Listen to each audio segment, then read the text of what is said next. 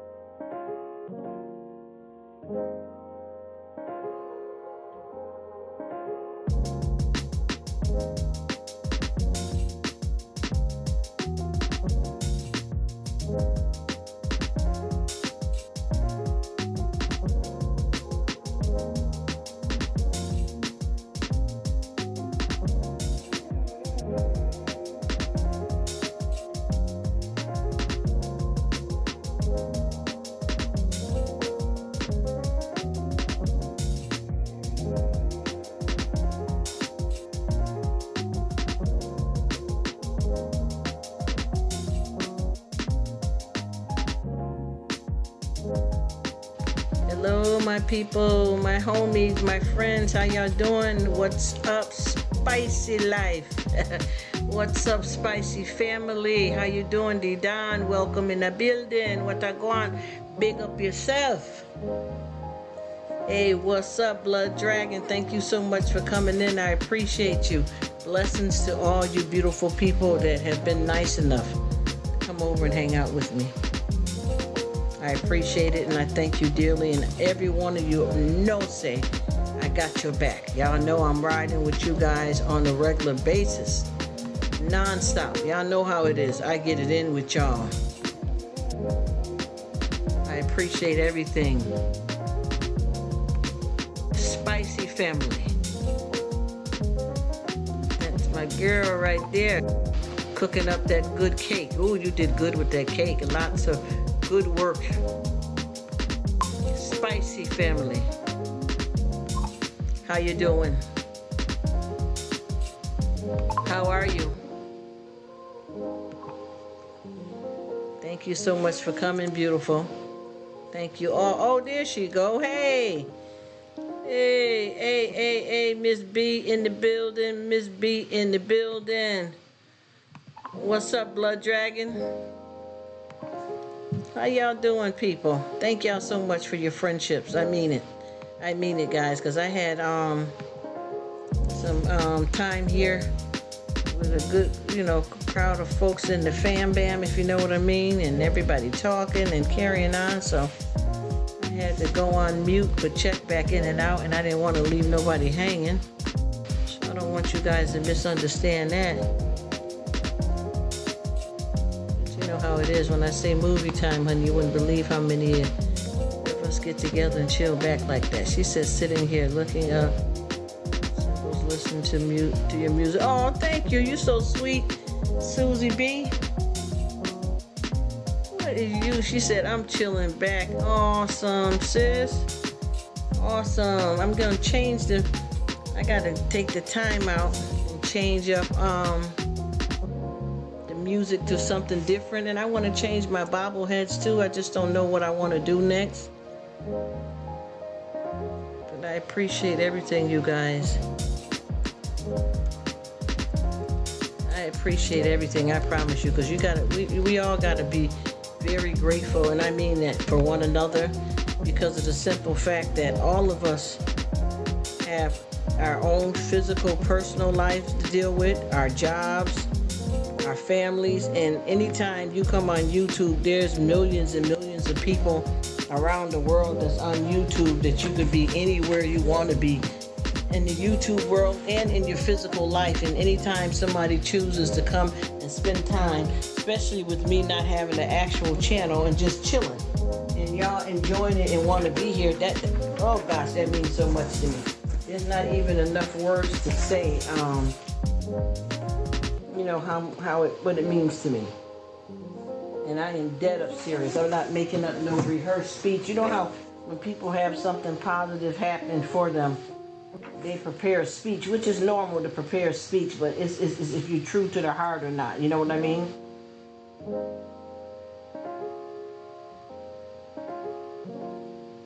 That's the point that I'm trying to make.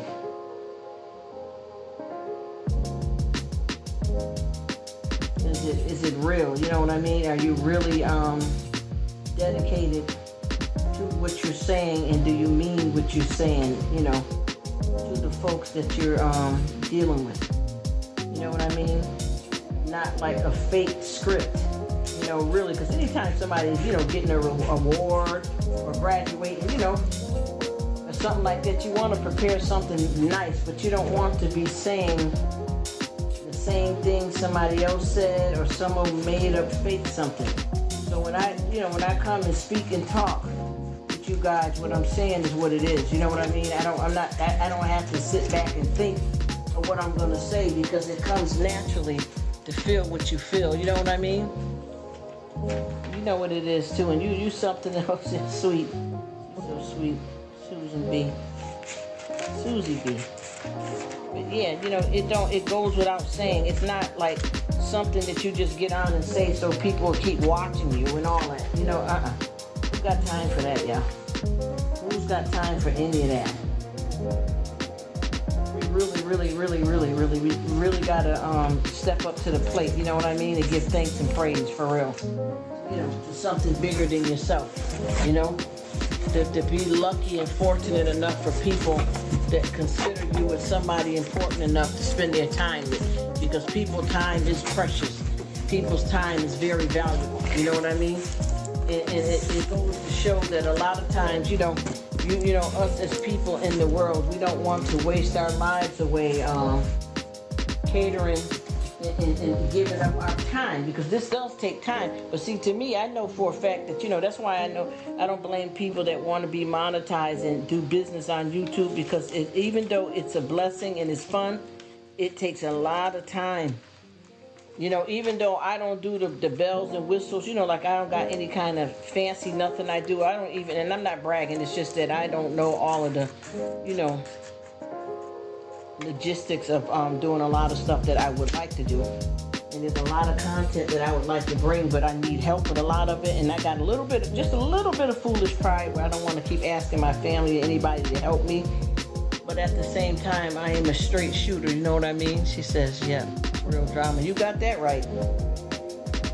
So I don't want to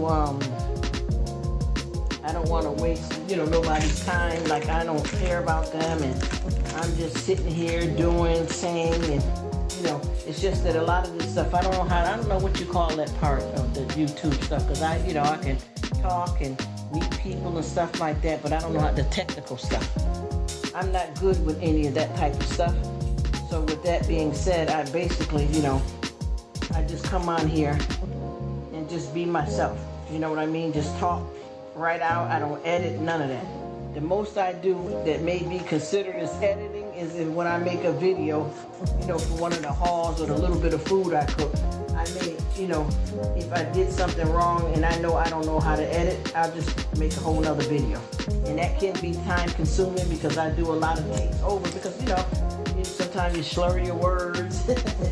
Sometimes you mispronounce something. Yeah, I know what I'm talking about. Come on. Come on, people. Y'all know exactly what I'm talking about on this ride. You know, that's pretty much, you know, what it is. You know?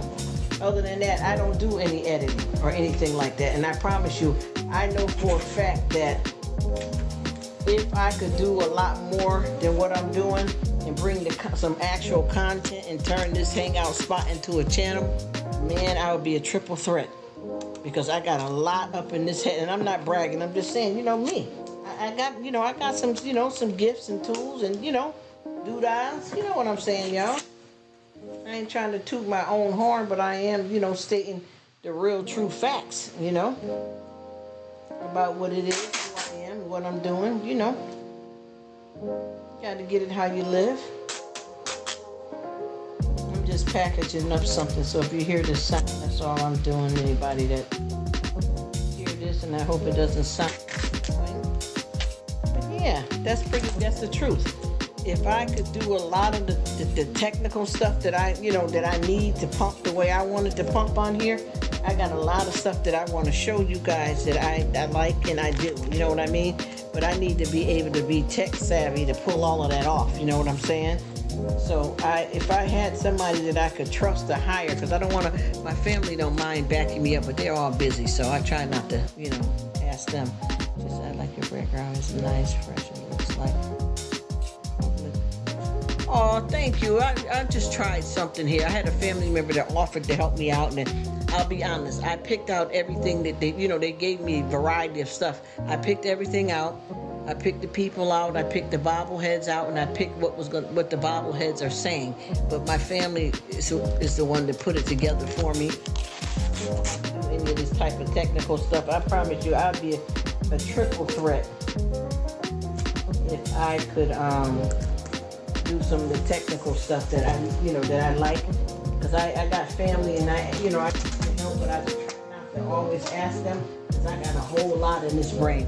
Oh, who that? Is that Julie? Hey, Julie. Happy Sunday, if it's Sunday for you. Because some people, like I always say, it's a different time zone. Thank you so much for coming. Rashimi, hello, sister. How are you? Thank you for stopping in. Blessings to all you beautiful women. I am enjoying men and women both. I don't want nobody to feel left out, but you guys are absolutely amazing. And like I said before, y'all know for a fact that this is a big, big place.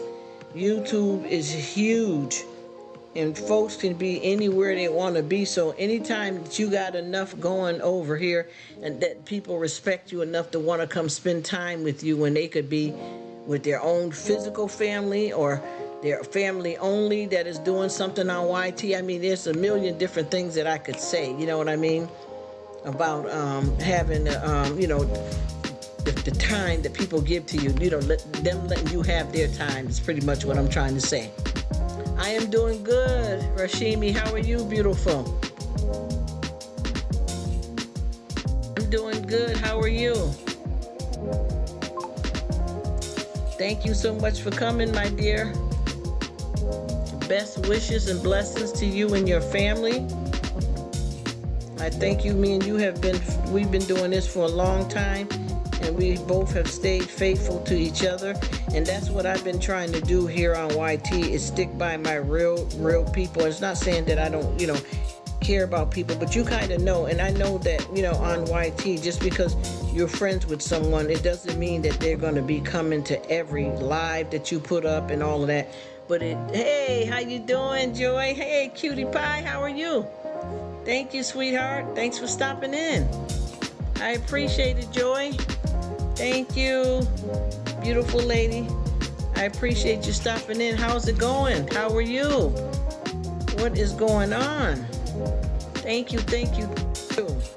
I tell you, y'all, because with this YT thing, you kind of start, like, you want to support everybody that has your back, but at the same time, you kind of start winding down to really knowing who's really with you, and which way you want to flow, and what content you like, which is okay.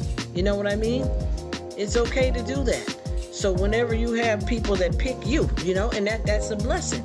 You're lucky to get picked, because there's so many places to be at on YT. And like I said, we don't just come to the tube. We got all of our physical life to deal with, our jobs. People got kids, grandkids, husband, aunt, uncle, family things that they got going on. So it takes a lot, of consideration for a person to come and spend their time with you out of all of the millions of people that we got out here, not just YT, social media, and in our physical lives, guys. We really got to be grateful when we have this, because folks don't have to do it. You know what I mean? Folks do not have to do it, because life is lifing. Life is very busy. And anytime you get people that is coming to hang out with you like this, that means that they really respect and appreciate you, and they like what you're doing, and that makes you feel good that they like what you're doing. So you know what I mean? And that you're doing something, suitable, and something that people like, and you're building, friendships. That is very important if you're trying to establish whatever it is that you want to do here on any kind of social media. I know folks I got people that come on here, and folks are dealing with death in their family, and they still come over to say hi to you. That's very important. That's not nothing to take for granted, and also for people to share their time with you. And that's everybody, everywhere. You know what I mean? We really, be mindful and grateful of anything. You know what I'm saying? Because none of this is free, This is time.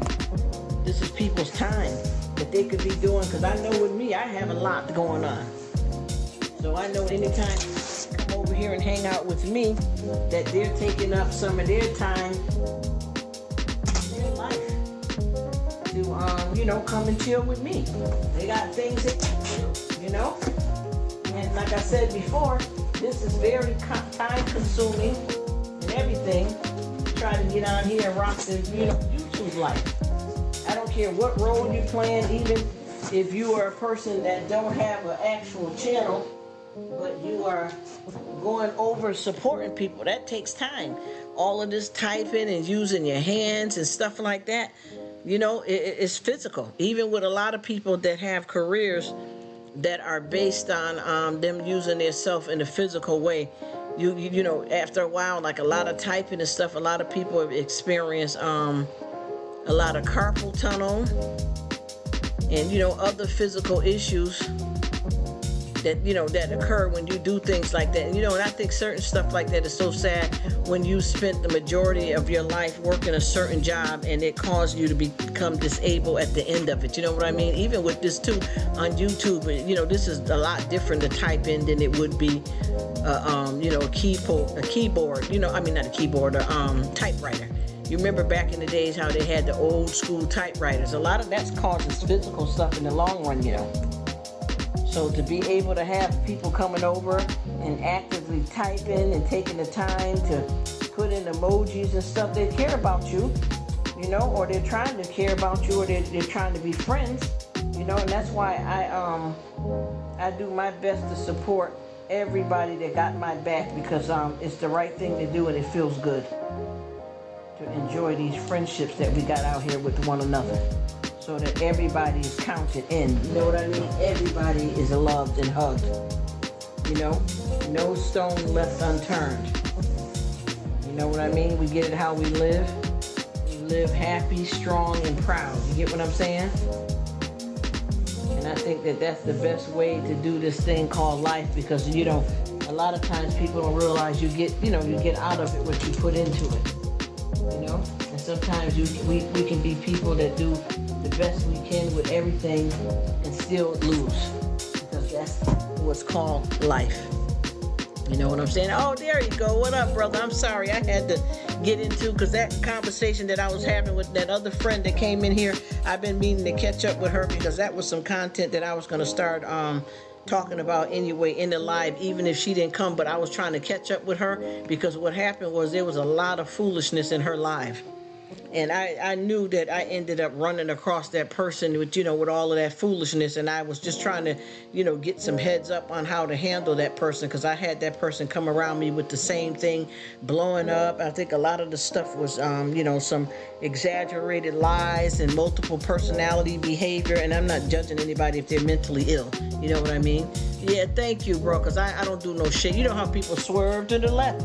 You ever been out, if you ever went out back in the days or anytime, you ever been out I'll just say me. When I used to go out, I remember going to the club. You know how you can go with certain friends and then they get with some other friends and get shady on you? Or you might have rode with somebody, even if you got a car, you rode with them and then they trying to tell you that they can't give you a ride back. See, I don't do that. We have a brother and sister code straight out the back. You know what I mean? We don't play that. I never played that. If we ride together, we fall together. If you rode with me, I'm going to make sure you ain't running home with just anybody, because folks is going home from the club and all that lit and trying to, get that headboard rattling at the end of the night, a little bit of food and to the spot, it might be the 9, it might be the 8. You know what I'm talking about. I used to remember how many people that done me dirty like that, though, for real. And you realize the title friend is not right to put on certain people, because you learned that them really wasn't your friends. But see, at the time when you caught up in the cloud and out there chilling and acting a fool and don't know your self-worth and doing this and doing that, you don't realize it until you get hit with the ugly stick. You know what I'm saying? But I remember we had a code. And I promise you, everyone didn't follow the code. But I tell you one thing, the ones that didn't follow the code, once I realized what the code should be, the code of conduct and friendships, and I know folks wasn't rocking with me right. I ended a lot of them friendships. I'm gonna tell you that right now. Cause see, them the type that you be homie with them, and they the type that backstab you, or you get a buzz on and they at your house and y'all sitting down there chilling and drinking or whatever you do. They done went upstairs talking about using the bathroom or the other room, and they went in your dresser and stole some of your perfume or a couple of dollars out. You know that all that old slick dog barking mess. So I went through a lot of that, and I had decided once I understood what I was dealing with, that any kind of friends that I have, we have to have a certain type of loyalty, and not just female, but my male friends too, because a lot of times people don't realize that you can really have a deep friendship with a man without it being a whorish situation or some likey crush thing. You can really find some guys that y'all can be really homies or brothers and sisters, and that's exactly what it is. And I had a lot of trouble with that coming up, because I always sided more so a lot of the times with the men, and women used to get mad, but I'm a heterosexual woman though. You get what I'm trying to explain to you? Because see, I can be cute, get my nails done, got a cute outfit on, and then go right back and get in, do an oil change, right back. I will play with the Barbie dolls and the baby dolls, and then I'll be over there helping build the go-kart. I'm telling you, it's what it is. It's what it is. And you hear people, oh, they must be this. It ain't got nothing to do with no sexual preference. It's who I am. You know what I mean?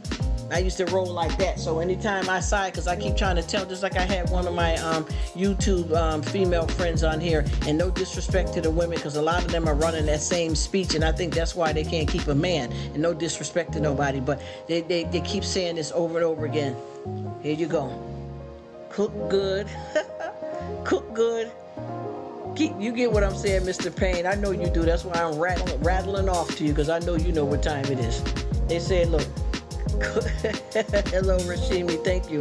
They'll tell you got the look, and this is the ingredients. The ingredients to keeping a man. This is what they're telling the ladies to do. Make sure you keep yourself up, which is good for yourself. Period. Self-care. Yeah. Okay. They say that. Cook good food. Yes. Make sure you cook good food. Keep the house clean. Okay.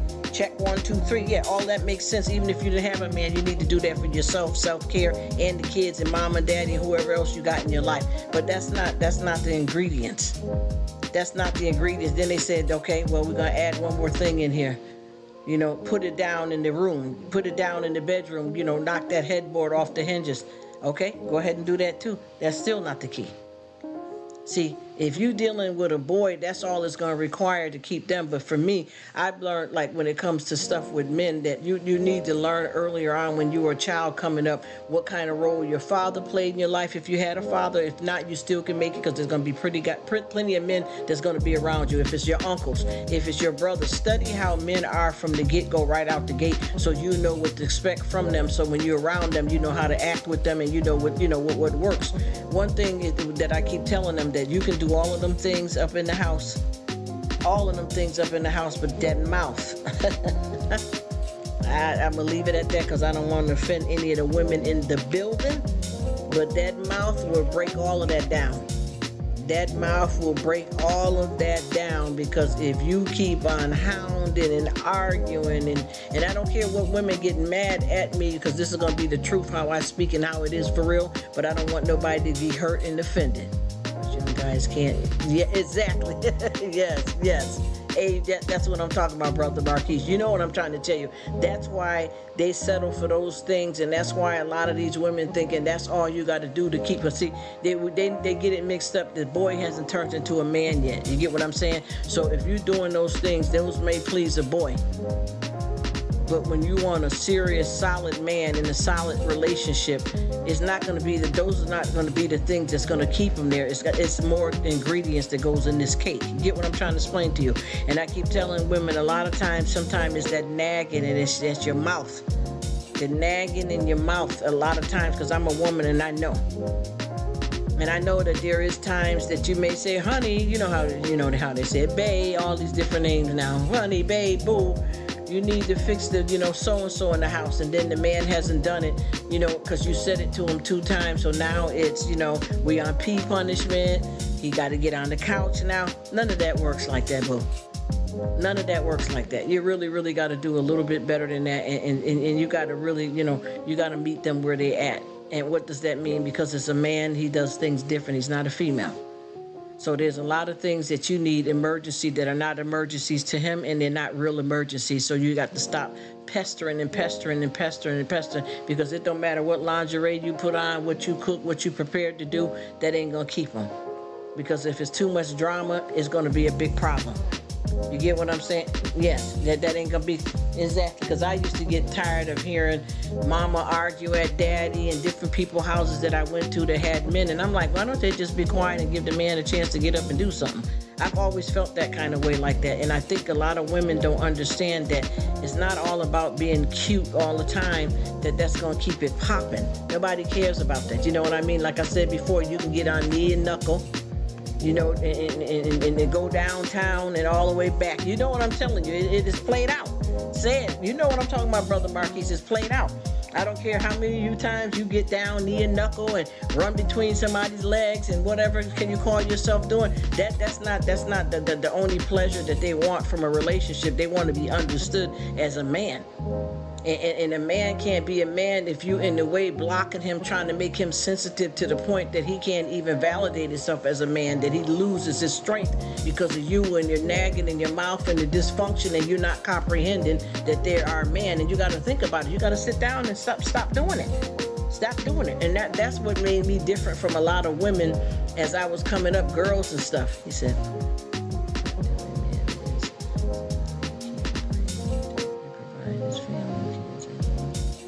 he's not a real man, and that is the truth. That's the thing too, Marquise. And I'm gonna tell you, you got that right. And see, and that's another thing that goes to what you just said. That goes to what I'm talking about too. Because if you doing all of this stuff, and he's laying back and receiving it without any gesture or care to get up and lift off and do his part, then it's obviously you ain't with no man. He never grown up. It doesn't matter how old he is.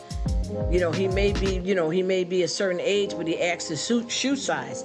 So if you got a guy that is settling for that, that shows you that he ain't no man, because he ain't bringing nothing to the table. And that's why you got to be Pusha T, you know. You got to be the one that keep doing everything, because you ain't got a real man. And once you settle for that, that's what you get. And I'm going to tell you, because I tried it my way, you know, and I kept being told by a lot of different women and, you know, in the family and other women that you do this and you do that. And I realized that I became so independent that I wasn't allowing a man to be a man either. And then the first thing, oh, he don't want to help pay no bills. When you act like you so bossy and control, damn it, he ain't pulling out. But a real man wouldn't sit back and let that happen either. But I know one thing, we got to do better than what we're doing. So depend on women, men or their parents or money. That's what I'm talking about. You know, you got to step up the plate, and it's all about you identifying with who you are and your powers. You know what I mean? And a lot of people don't seem to understand that. You got to really you know, to step into the reality. And I don't know who this is, but somebody's here writing a script here. I don't know if you follow me, Mr. Marquise, but I don't know who this is, but somebody doing that love overboard right now up in this live. Come on now. Hey, don't bug out now. See, I don't fool with that. I don't need none of that now. Shit. That's it.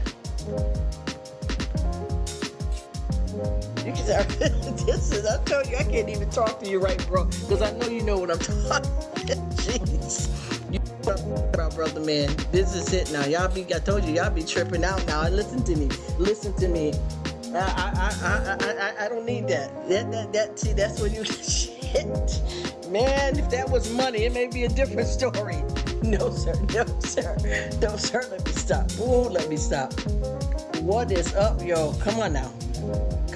See, this is why I told you, once again, if you don't stay in your lane, you will have an accident. You know what I mean? Because see, you start bugging out and stuff, and all of that stuff is not, you know, that's not what you want. You know what I'm saying? This is not, come on now. See, this, I never came here for this. Jeez. Oh, shoot, y'all. I can't. Woo. Let me behave like a female. Let me stop. But yeah. Oh boy, brother know what time it is. Brother knows exactly what time it is. But yeah, as I was saying, as I was saying before, this is another thing too. And I say this, and I'm not disrespecting nobody. All right, thank you. that love overboard too situation with women, with men. You play yourself, and any man that sits back and allows that to happen, he playing games too. You get what I'm saying?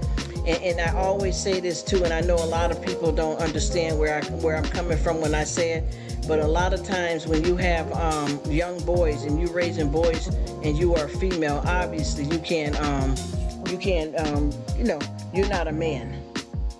But I know that if you are too sensitive with your sons, it's going to be a problem in the long run, because you want to show them enough sensitivity so that they can have the sensitive part in them, that's how to treat a woman, how to treat their sisters. If they have a daughter, when they grow up, you want them to have that, that love overboard in that area. But you don't want them to be where, if you got a boy that's jumping off something and you telling them to stop. But see, I don't tell the girls to stop either. I feel the girls can do an oil change. I feel the girls can take out the trash. There's nothing off limits for me. Now, I don't judge people that are in, you get what I'm saying? I don't judge people that's in a relationship, because I know one of my YouTube ladies on here said they had a friend that I hope that was the agreement in the marriage, but she didn't do anything but run the house and take care of the kids. The husband didn't even want her to bring out the trash or nothing like that. And I'm not judging anybody, because if that is something that y'all want to do in y'all marriage or y'all relationship, that's up to you. But see, with me as a woman, I want to be well-rounded, not half-cocked. You understand what I'm saying? I'm not the type that wants to be catered to like that. I know how to shut my mouth up, though, and be a lady when a man is trying to show me something, too. You get what I'm saying? If he's saying, babe, chill out, I want you to chill out, don't cook tonight, I'm going in the kitchen, jump in the shower right quick, sweetie, and chill out, I can do that. You know what I mean? I've known how to be a lady, not being, because see, sometimes us women, we do too much too, and then you make a man feel like he can't be the man because you pushing too much out there. And when you need to sit down and chill out sometimes. So I know how to do that. But at the same time, I'd like to say this. Just say, for instance, if you had your husband, boyfriend, or partner, and they go to work before the trash come, or they didn't put the trash out, or they ain't home to put the trash out, you scared to get that trash can to the curb because you're going to break a fingernail, or you don't know how to go in here and change a light switch. You can't even put a new light bulb in because a woman is too fragile. I mean, I can't do it. And like I said before, there is special things that you know how to sit down and chill, but don't be weak and lame either. And I'm not saying it to anybody, because I think that anytime you enter a relationship, you guys got to know what y'all expect from each other, because a lot of times people go and get into relationships and marriages off of a bump and grind. Do you understand what I'm saying? And that be it, straight up. I'm just going to be raw. That be on the lust, that demon spirit, and then once y'all done laid up and things still start getting serious, like, oh, we decided to move in together, we decided to get married, but see, you didn't know I had a crack problem. You didn't know that I secretly really don't keep a job. You get what I'm trying to tell you? And that's from either person. What's your DNA? What's in your DNA? What's your social security number? See, those are the questions you got to ask, not, how the headboard gonna fly off the hinges once we get up in there, in between the sheets. You know what I'm saying? That ain't negotiating nothing. You understand what I'm saying? Because you look at it for what it's worth. You have all of that fun, but now it's time to get serious when y'all have the first child. You get what I'm saying? You know what I'm talking about, Marquise. You know what it is. Let's call it out. That's all of that fun stuff, but you really have to get into the fundamentals. Even if you out there and you hanging and you chilling and you swinging, that's one thing. But if you're looking to solidify a real serious relationship, you need to have more of a better conversation than just, so what you do, where you get your nails done at? Yo, you get your lined up, bro, every 3 days. Yo, boo, where you buy your shoes at? You do Foot Locker, you like Jordans, that's it? That's it? Well, what about your ability to pay bills? You get what I'm saying? What are you doing? Are you just do you like to run around? Are you getting tested for all types of venereal diseases before you enter a relationship? Are you entering relationships and starting off without even using condoms and don't know them from a can of Oops paint? You get what I'm trying to tell you? You can't live off of you right about that. That's exactly what it is, honey. You try to live off of that, you go ahead and try it. I tell you that L turns into another letter real quick. It could be the big F. You understand what I'm saying? No disrespect. Come on. You know for a fact that can turn, there's a thin line between love and hate. Honor and shame is two sides of a coin. You get what I'm saying? So people need to realize when they, when you're backing that A up, when you're backing it up where though? Because after a while, that kind of stuff like that. Like, that's why some people be in relationships. It's men and women both. Because I'm not going to say, how people, all men cheat, all women too. Would y'all stop putting a crown on a woman that shouldn't wear it? You dog walking it. You know what I mean? These people is dog walking and y'all trying to, queen them up and, wife them up. That ain't what it is. And that's why people be in these relationships where they have a partner on the outside. And I don't even care the way that things is going these days. It could be a woman that's got a husband and she got a boyfriend on the side. It could be a wife that got a husband that got a girlfriend on the side of his wife. And that's because you didn't combine the relationship right, because y'all didn't know each other enough to get as deep as you did, because now the things y'all having problems, y'all running to try to find somebody else to bring it on back. And don't try to bring a third person in the relationship either. That is it. She has reach the sun. Yes, that she believed in. Amen. That's what I'm talking about, Brother Marquise. Yes. And that's the stuff right there. You hot too? Yeah.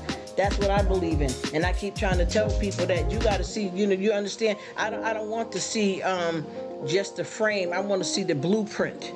You understand what I'm saying? The blueprint is very significant when it comes to stuff like that, because, see, I see your mind. I want to see your spirit. I don't give a damn how big your breast is, what we working with, back door, all that. I don't care about none of that. I want to see who you are.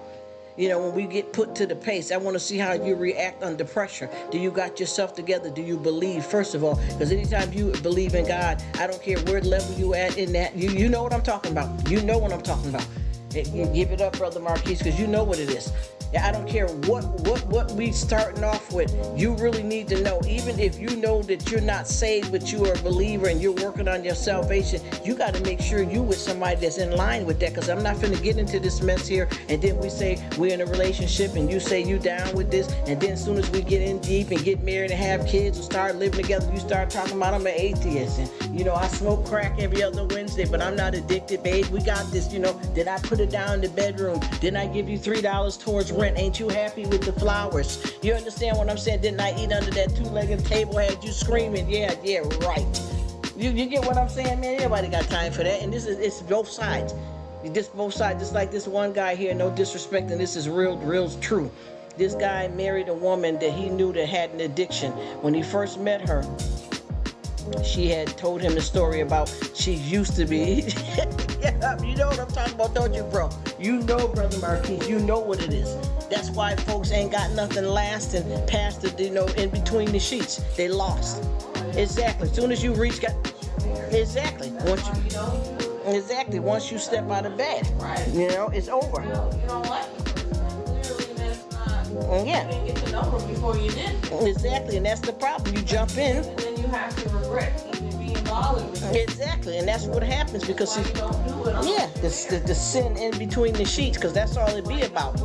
You got somebody that you can hold on to. Like, yeah, I want to be, and I always tell people that I feel like when you in these relationships, you should be able to be with a person or distant from them. Say you out of town and you feel everything without even being with them in any kind of intimate way. You get what I'm saying? You feel just like knowing that they're in your life and that's who you connected to and who you want to be with. You feel the passion. You feel the love. You feel the kids. You feel God. There's a lot that's required to make a connection like that in life. You know what I mean? And a lot of people call it soulmates, that type of thing. But it's nothing to do with any type of sexual encounter. And that's all people say. Just like this girl was saying something about she got with this guy and he's the best that she ever had. In what? The best in what? What were you talking about? Because first of all, you've been laying up for 3 days. You don't know jack about him. And obviously the way you've been laying down, you don't know about your damn self. Because that's not, he's the best, calling mom and daddy and whoever, they're telling them that the best about what? Anybody can eat under a two-legged table. It don't mean it's good.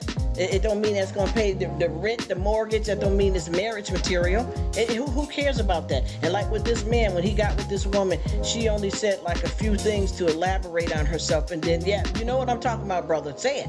It's played out. It's played out. You're marrying the booty. You're marrying the clothes. And sometimes you can be marrying the money. You know what I mean? Because you went into it wrong and then it didn't do what you needed to do to solidify something decent. And first of all, you got to bring God in all of this stuff, number one. And with this guy, he thought because she was honest, she said she's an ex, and I'm not judging nobody, but she's an ex, ex crackhead. And she said, this is what he's saying. She said, no disrespect to anybody that's in rehab right now, that's in the bushes, that want to jump out from the choir and cuss me out. That's not what I mean. But she elaborated that she was cracked out and that she, she's been recovered, and she's got her kids back. That's what she told him. So they bumped, they grind, and then, he moved in. This was quick. They both was in it. That's all they was looking for. You told me a few things that I felt was deep to your heart, and now we live together. So he gets with this woman with an already made family, and guess what? She never stopped smoking. And when she had to go back to do another drug test, the kids was removed from the home already. But guess what? You stuck by her because you felt like, look, she had a habit and it's not that easy to get over, but at least she honestly told me. But she did more than that. She's still using. You get what I'm trying to tell you? But because she throwing down, like I said before, throwing down that headboard stay broke. You get what I'm trying to tell you? She stand between them legs on knee and knuckle on a regular, so that was enough to make you stay in the relationship because you felt that as long as the bedroom is popping and she throw a good pot of grits up in there once in a while, that I found love on a two-way street. You know what I'm trying to tell you? And then what ended up happening? End up killing this man. You see what I mean? Because she got into one of her drug things and had one of her old dudes from the road, from the pipe, coming over while this man was at work getting high and stuff like that, and their idea was, for her to make sure she got a policy out on him, and they did that in the crack fuse and end up killing this man. But see, the thing is, you went in between the sheets. You see what I'm saying? You didn't walk into the heart of the woman. You walked in between the legs, and you got the results. You understand? You tested negative for everything. Because you went in there galloping and ride the pony. And that's all she had to offer. But see, that's all you was worried about because your self-value wasn't in it either. And that's all you thought, as long as I'm being pleased in that way, okay, but now it's serious now. You're living together. This person is using. You start having to hide your money in the house and you still stay. That ain't what you call love. And I'm getting tired of people using this stuff for an excuse about love. Because this is one thing about it. Anytime you love somebody, you don't enable them to keep doing what they're doing to mess their life up. You get what I'm trying to tell you? Nobody don't care about none of that. That's played out, and I promise you, I stayed fast in that, and I learned that myself by making several mistakes and falling on my own sword. And my problem is that I didn't like about it is that I copied like what a lot of people did in my family, so I thought that was the standard practice, and I didn't pay attention to who I was and what I wanted to do that would be different. But I promise you, that ain't the answer right there. Because what you do, once again, I tell people, anytime you lie to somebody, you lie to yourself. So if you want to play that game, Fiddler on the Roof, or Fiddler fell off the roof, didn't he? Ain't nobody got time to worry about what you can put down in the bedroom. Any dog can learn a new trick. You get what I'm saying? But at the same time, hey, Susie, thank you so much. Thank you so much. You know what I mean? Nobody ain't got time to be worried about, well, she does it better, or this one don't like to get freaky. Well, freaky for what? Freaky to mortgage? Freaky to groceries? What freaky do you need to keep that going? Is that it? So just think about it. If you out there, you a trick then. You might as well pay for a different trick every night, and that goes to men and women both. If you were expecting the relationship to be based on the encounter in between the sheets, and that's the the gold, the pot of gold at the end of the rainbow, you definitely ain't you ain't about nothing yourself. You getting it how you lived in. So because you wasn't looking for nothing substantial. Do y'all know anything about an old-fashioned courtship? You get what I'm saying? Do you know anything about that? Now, I ain't gonna lie, we got a lot of Decepticons out here, narcissist people, even men and women both. So sometimes people will trick you into something and they're good at their game and you believe them, and trust is something that you don't give away. It's something that needs to be earned. But at the same time, when you see with 4 eyes, and you still talking about I love, but what are you loving now? Because you got to remember that person that you said you was in love with, they ain't knocking the boots like they used to because they stand high or they screwing somebody else. So how can you use that for an excuse anymore? You understand what I mean? Them days is dead and gone. Can't you see a change here? So you're in love, but what was you in love with if you didn't really know the person and y'all just met on the sexual tip? How are you in love? With booty? I'm just saying though, what is love? Do anybody know what love is? And love is not just a feeling. You know what I mean? There's a whole lot that goes with love. And when you get the right kind of love, love is going to be tough, and love ain't going to fool around with a bunch of mess.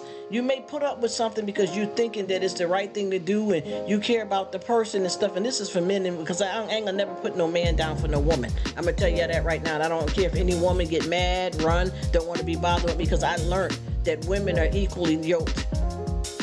You know, just like I said about molestation and them kind of things like that, theft and all that kind of stuff. I know plenty of women that have criminal minds. Women have criminal minds too, y'all. You get what I'm trying to tell you? So with that being said, I done seen a lot of women dog walk a good guy. But see, he went in it wrong and she had a plan. You know what I mean? See, it's you know, your body is up for sale. Anytime, and that goes to men and women both. Anytime that you're into a relationship and you're more worried about keeping them sheets wet more than you are understanding the person and knowing that they're into the same thing you're into, and before you have kids and all that, and to get tested before you get married and for these diseases and stuff like this, you ain't doing nothing. You know what I mean? She said dog walk. You remember that, right? That old school cliche they used to say back in the days. You know what I mean? Back in the days, all this mess. You know what I'm saying? Faking the funk. Fugazi. You know what I'm talking about. People know what's up with that kind of stuff. And I keep telling people, if you into something, because I know quite a few people right now, you got to remember, what is love all about? Because see, love is not going to be something that makes you feel good all the time. It's an emotion that expresses good things. But everything about it is not all about everything being good, because sometimes you get in a relationship and you get tested. So just say you got in this relationship and you feel that you all goo goo gaga in love and y'all putting it down on the sheets or whatever, okay? Now just say y'all right in the midst of it. It ain't got serious. Y'all ain't moved in yet.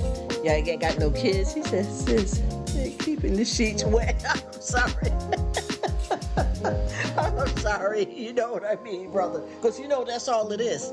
That's all it be. You know what I'm saying? I am so sorry, Brother Marquise, but you know that's what it is.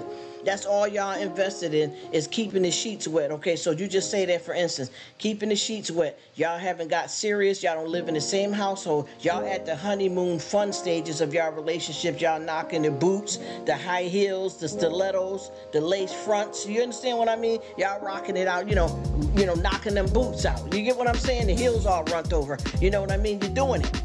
Okay, so just say that person, now you're at the stages, this is good, and you know what they talking about, that's good. Now we may be moving up to the next level, but we taking our time. He's still in this place, I'm still in mine. He said, I threw my phone, I'm sorry. I'm so sorry, Brother Marquise, but you know that. You know what I'm talking about, just say it. You know what I'm talking about. They run that game there. They run that game there because, see, right now, you thinking with the organs. You get what I'm saying? Not the God-given sense that you should have, but you're thinking about with them organs. So this person is it. He said, you're saying, bro, you know? So you're saying, okay, so we got this. But right now, we've been dating each other for a couple of months. I done got into bed without any test. Maybe use a condom 3 times, but oh yeah, okay, this is it. Don't even know if you positive right on the damn spot or got some type of hepatitis or whatever that you can't get rid of. Herpes is no cure for that, but yeah, okay. So you feel comfortable that he was willing to lay with you and she was willing to lay with you without getting tested, but we used a condom 3 times, okay. All right, that's all y'all feel that means everybody clean? He said, can't pull the wool over my eyes. I know that's right. You get in there, can't see the bumps because it's got hair all over it. Okay, think about it. Okay, think about it. So then y'all he said you can't pull the wool. I know that's right, bro. So you got this thing going, right? So y'all kicking it, it's going good. Y'all haven't reached a level, no kids, nothing like that. Everything seemed fine. Okay, boom. What happened? She or he had a car accident, and they're not able to perform. Which road you taking, the high road or the low road? And what does that mean? Well, they can't wet the sheets right now, other than maybe peeing on themselves because they're paralyzed. So are you still going to be in a relationship if you were so happy and in love? You know, you're marrying the booty. You're with the booty. So the booty can't bop no more. So what you going to do now, though? So what kind of relationship this is now? Is people falling off to the side and they move into the left? You get what I'm saying? What are we doing now, though? Now that this is a problem now. And what does that mean? Well, the person, whether it's the man or a woman that's paralyzed from the waist down, they can't function right now. What do you love? Can you be in love with this person's soul, their mind and heart now? Or you still caught up on the booty? See, that shows you right there. When it comes to that type of substantial stuff like that, then you know who you're rocking with. You see what I mean? But see, you should have known all of that before you been dating a couple of months, wore a condom 3 times, and you know the bed was wet up, and you thought that was love. So now these are the challenges that come into play. Oh, well, you know what? I told him or I told her that, you know, right now, until they figure out my prognosis, if they want to be with somebody else, then they can, because I can't fulfill those needs. So you mean to tell me that you're honestly accepting a man that was in love with you between your legs, or you're accepting a man that was in love with what's between your legs? And this is what you want to solidify, something that's going to move into a serious something, which why wasn't it serious from the beginning? Is this the person that you plan on marrying? Oh, and this is what they say. Why buy the cow when you can get the milk for free, right?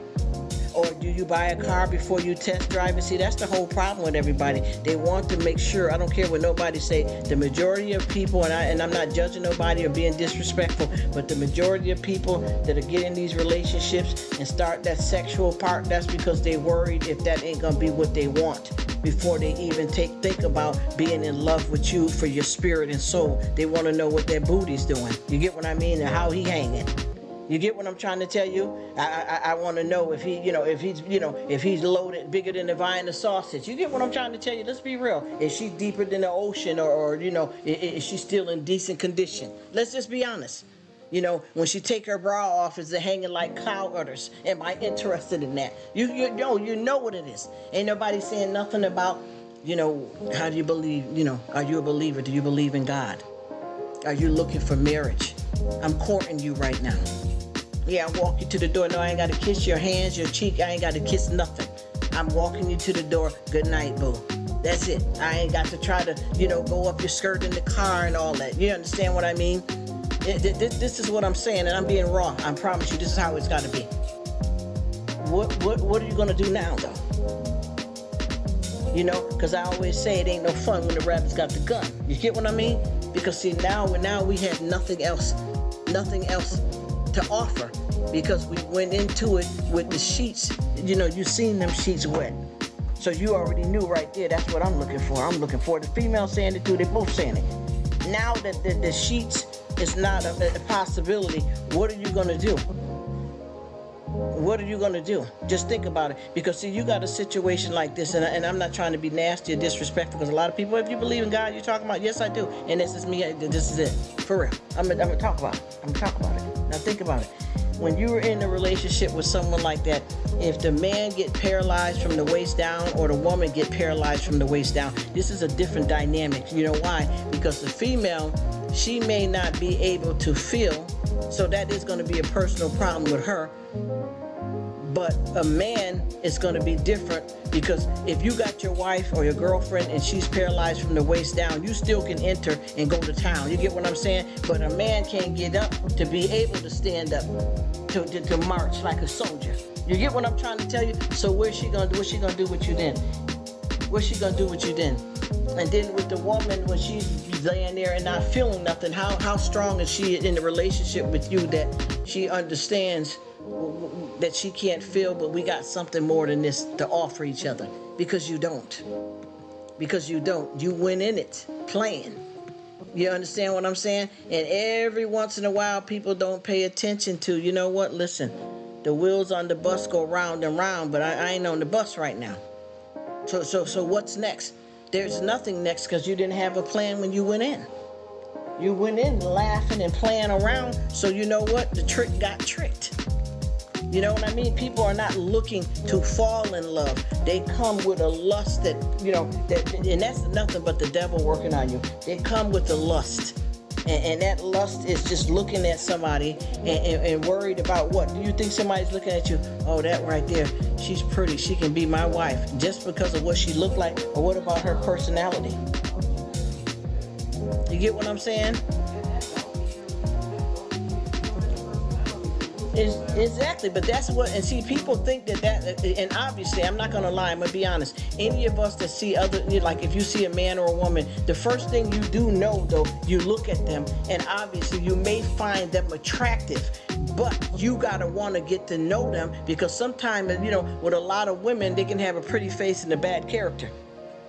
You get what I'm saying? Like I said before, women have criminal minds too. But when you do initially see people, most of the time, people will say, I was attracted because she looked cute or he looked handsome. But did you have anybody ever say, I like the way her rapport is, or his rapport? We need to hear more of that. And what does that mean? The way you carried yourself, opposed to how big your bumper is, or he looked like he packing, or she looked like she got money.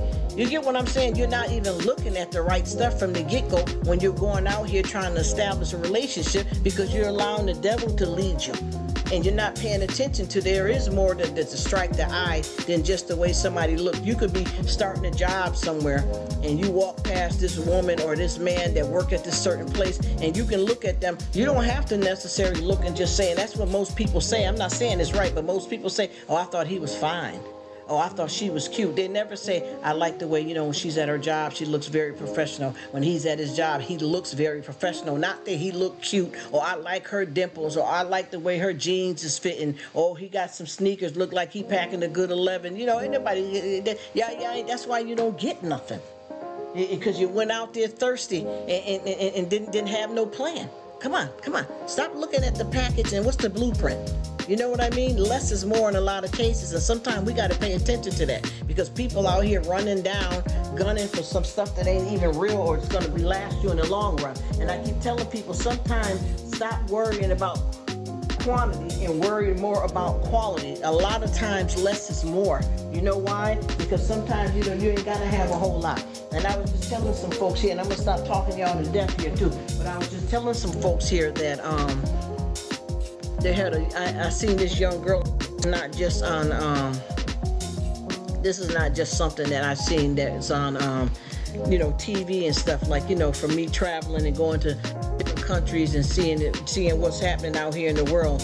I've seen some people here, but the story that I told Pacific was this young girl here. I think she was about 10 years old, maybe the oldest 12, and her parents both died of AIDS, and she had to struggle to make to make ends meet and raise her siblings. There wasn't no Aunt Mildred that you can go stay with, or my grandparents took me in. It was none of that. There was nobody. And this girl here had been trained so well as a child that she was able to continue to take care of her siblings. And I think it was about maybe 4 or 5 of them, and one of them was an arm baby, the youngest sibling of hers. And she was able to pull that train because she was raised up in a way that she was taught better fundamentals than a lot of our kids these days. iPhone what? Computer what? Jordans what? Y'all get what I'm trying to tell you? So she had something more substantial to offer in lieu of things, Got caught up on the... Yes. He said got caught up on the Tootsie Roll, yes. Exactly, rolling nowhere. Because like I said before, once you roll up out of that bed, it's like you don't know each other no more. You get what I'm saying? Once you roll up out of that bed, it's a wrap.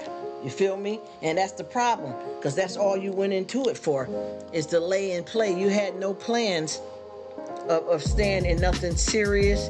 You had no plans of marrying anybody. You had no plans of love. You just came in and you wanted to, to shake it down. That's exactly all it was, and that's all you're gonna get. because a lot of times, you know, you get what you put into it. And I know for a fact that a lot of people have gotten played, and I don't mean to disrespect anybody, but I know a lot of people have got played in relationships and manipulated and stuff. But a lot of times, no matter what people be saying, y'all both be thinking the same thing when y'all enter this thing called the booty call. You get what I'm saying? Y'all playing this thing out right off the bat.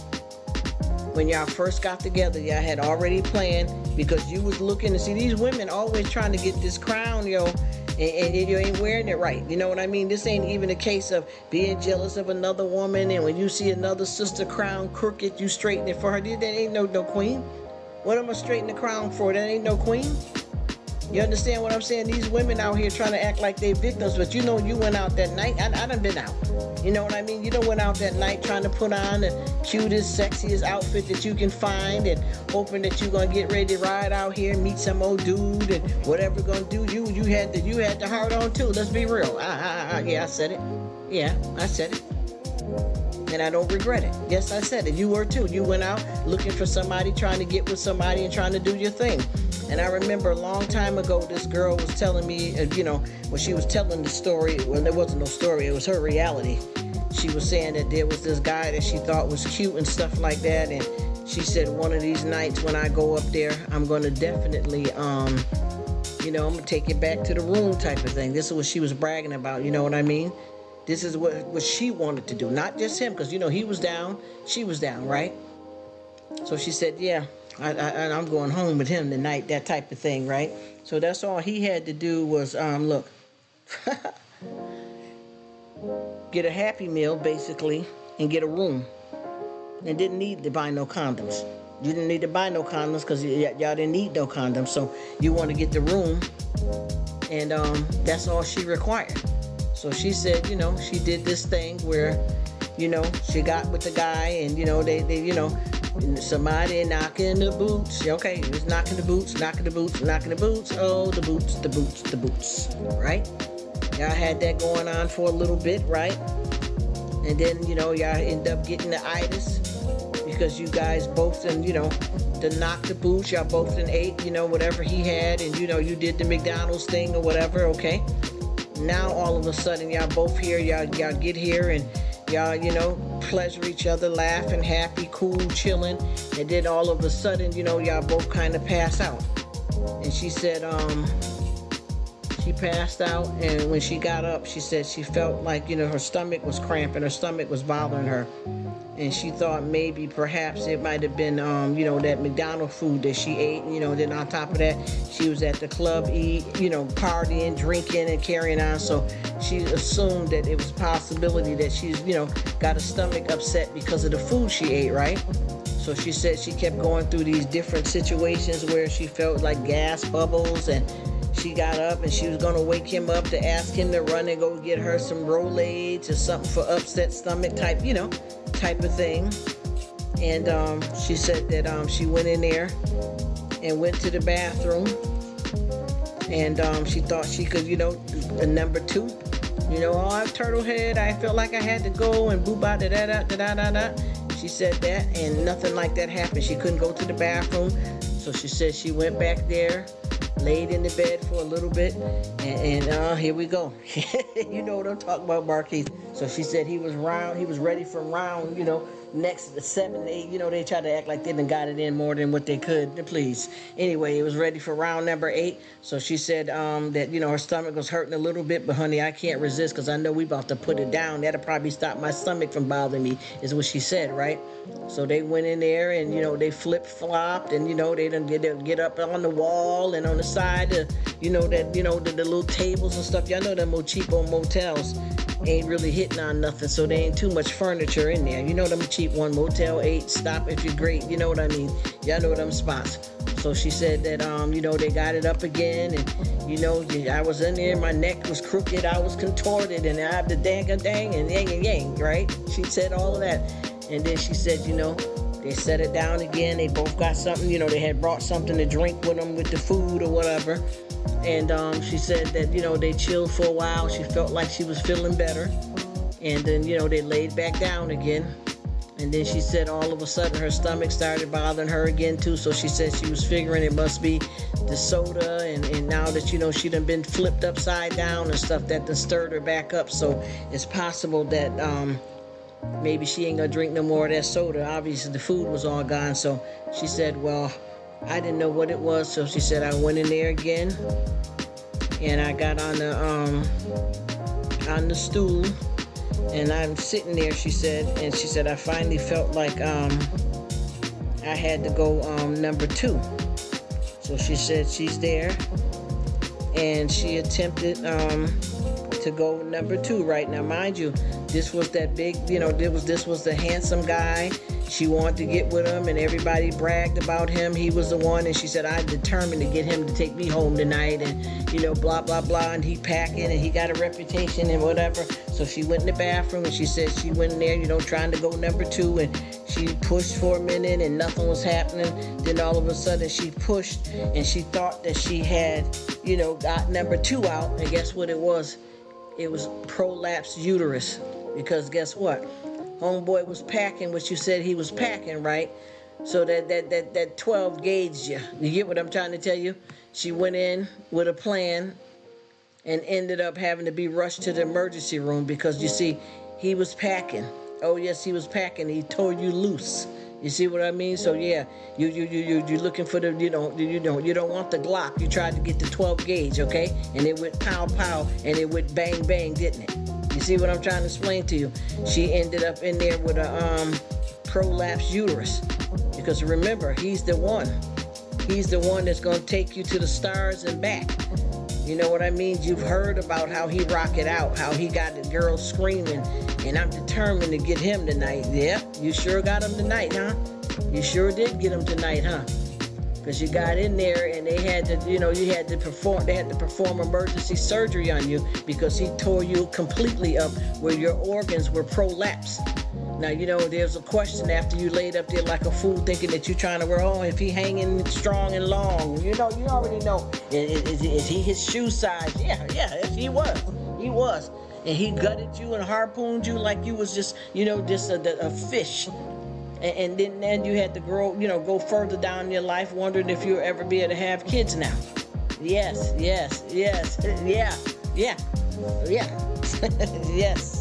So, then you had to live the rest of your life because your organs, anytime, as a woman, and no disrespect to anybody, but anytime you get a prolapsed uterus, your uterus is falling out between your hoo-ha and your ovaries are damaged. That is something that may cause you not to be able to have kids when when you're ready to have kids because of the fact that you are caught up.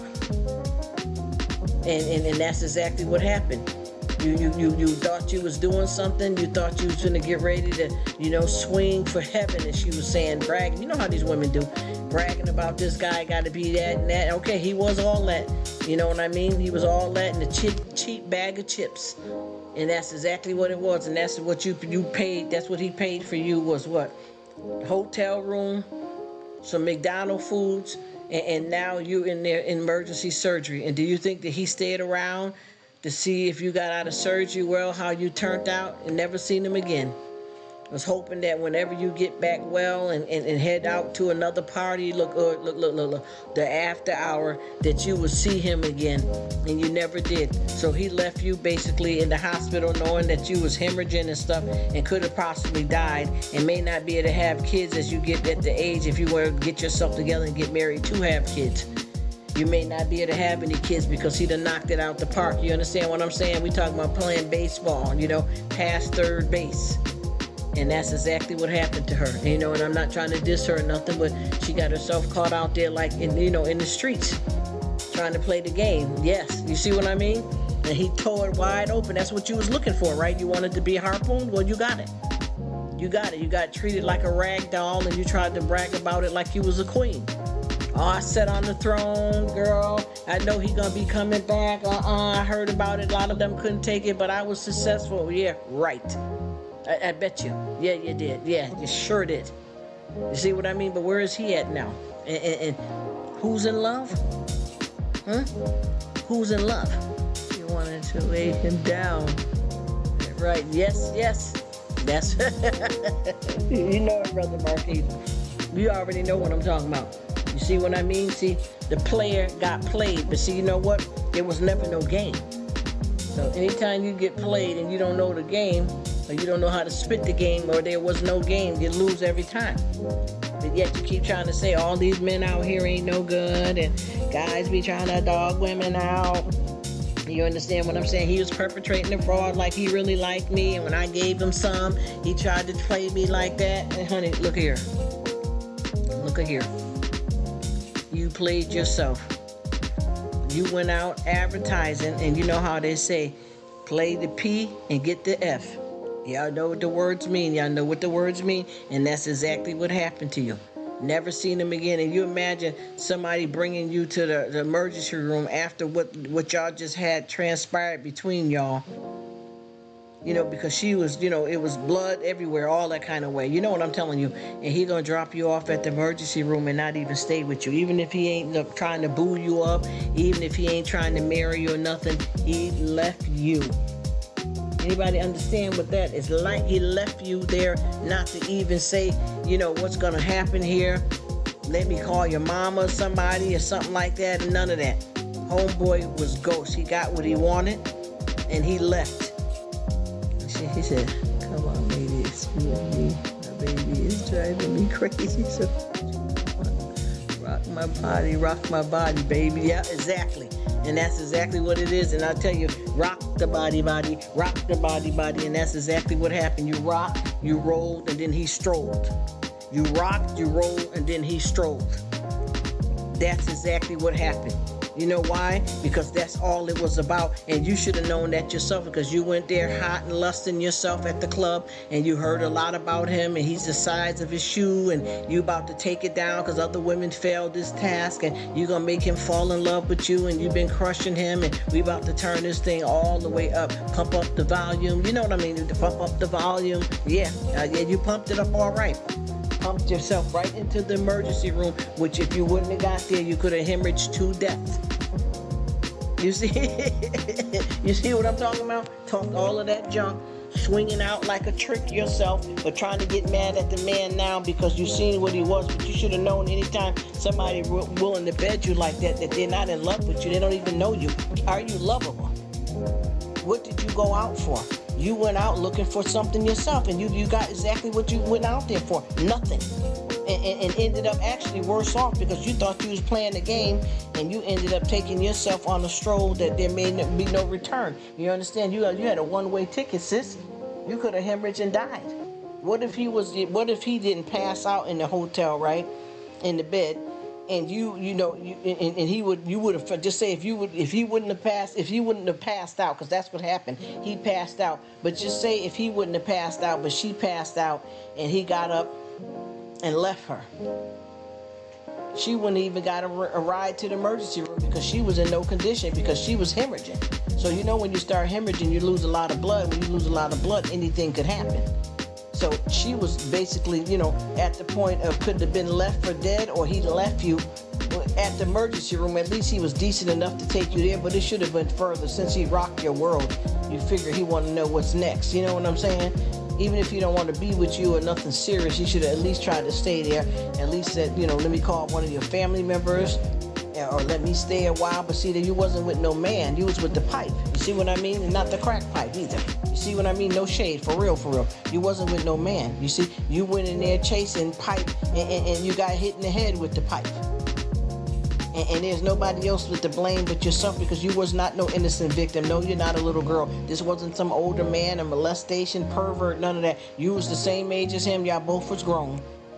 And you thought you was going to seduce somebody and do it all up and doody wop, pop, pop, and none of that happened. He was ghost. He didn't want nothing from you.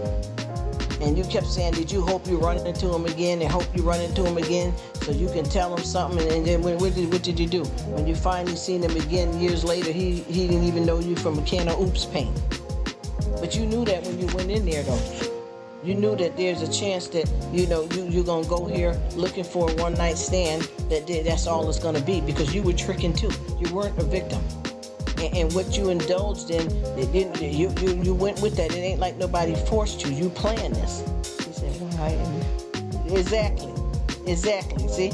Yeah, you see what I'm see?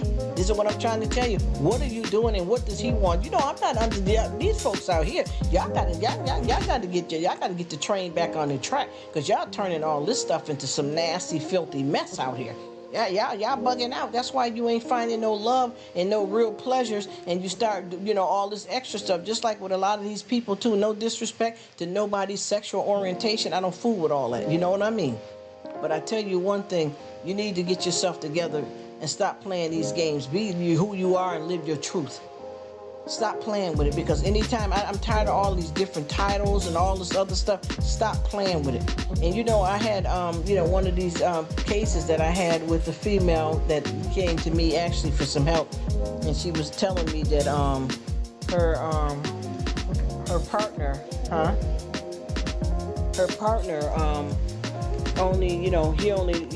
they started off one way. Mind you, ain't been together long, not even a year. They started off one way, and now he only wants to knock on her back door all the time. And I said, what does that tell you, though? And I'm asking her that. I said, well, who do you know? Yes, Frito. He said Frito. Yes. Think about it. If he wanted to only knock on the back door, he wasn't like that when you first met him. That was nowhere near in sight. You didn't even realize none of that. And now he only wants to knock on the back door. What does that mean to you, though? What do you know whenever you have a guy that want to knock on the back door? What does that mean?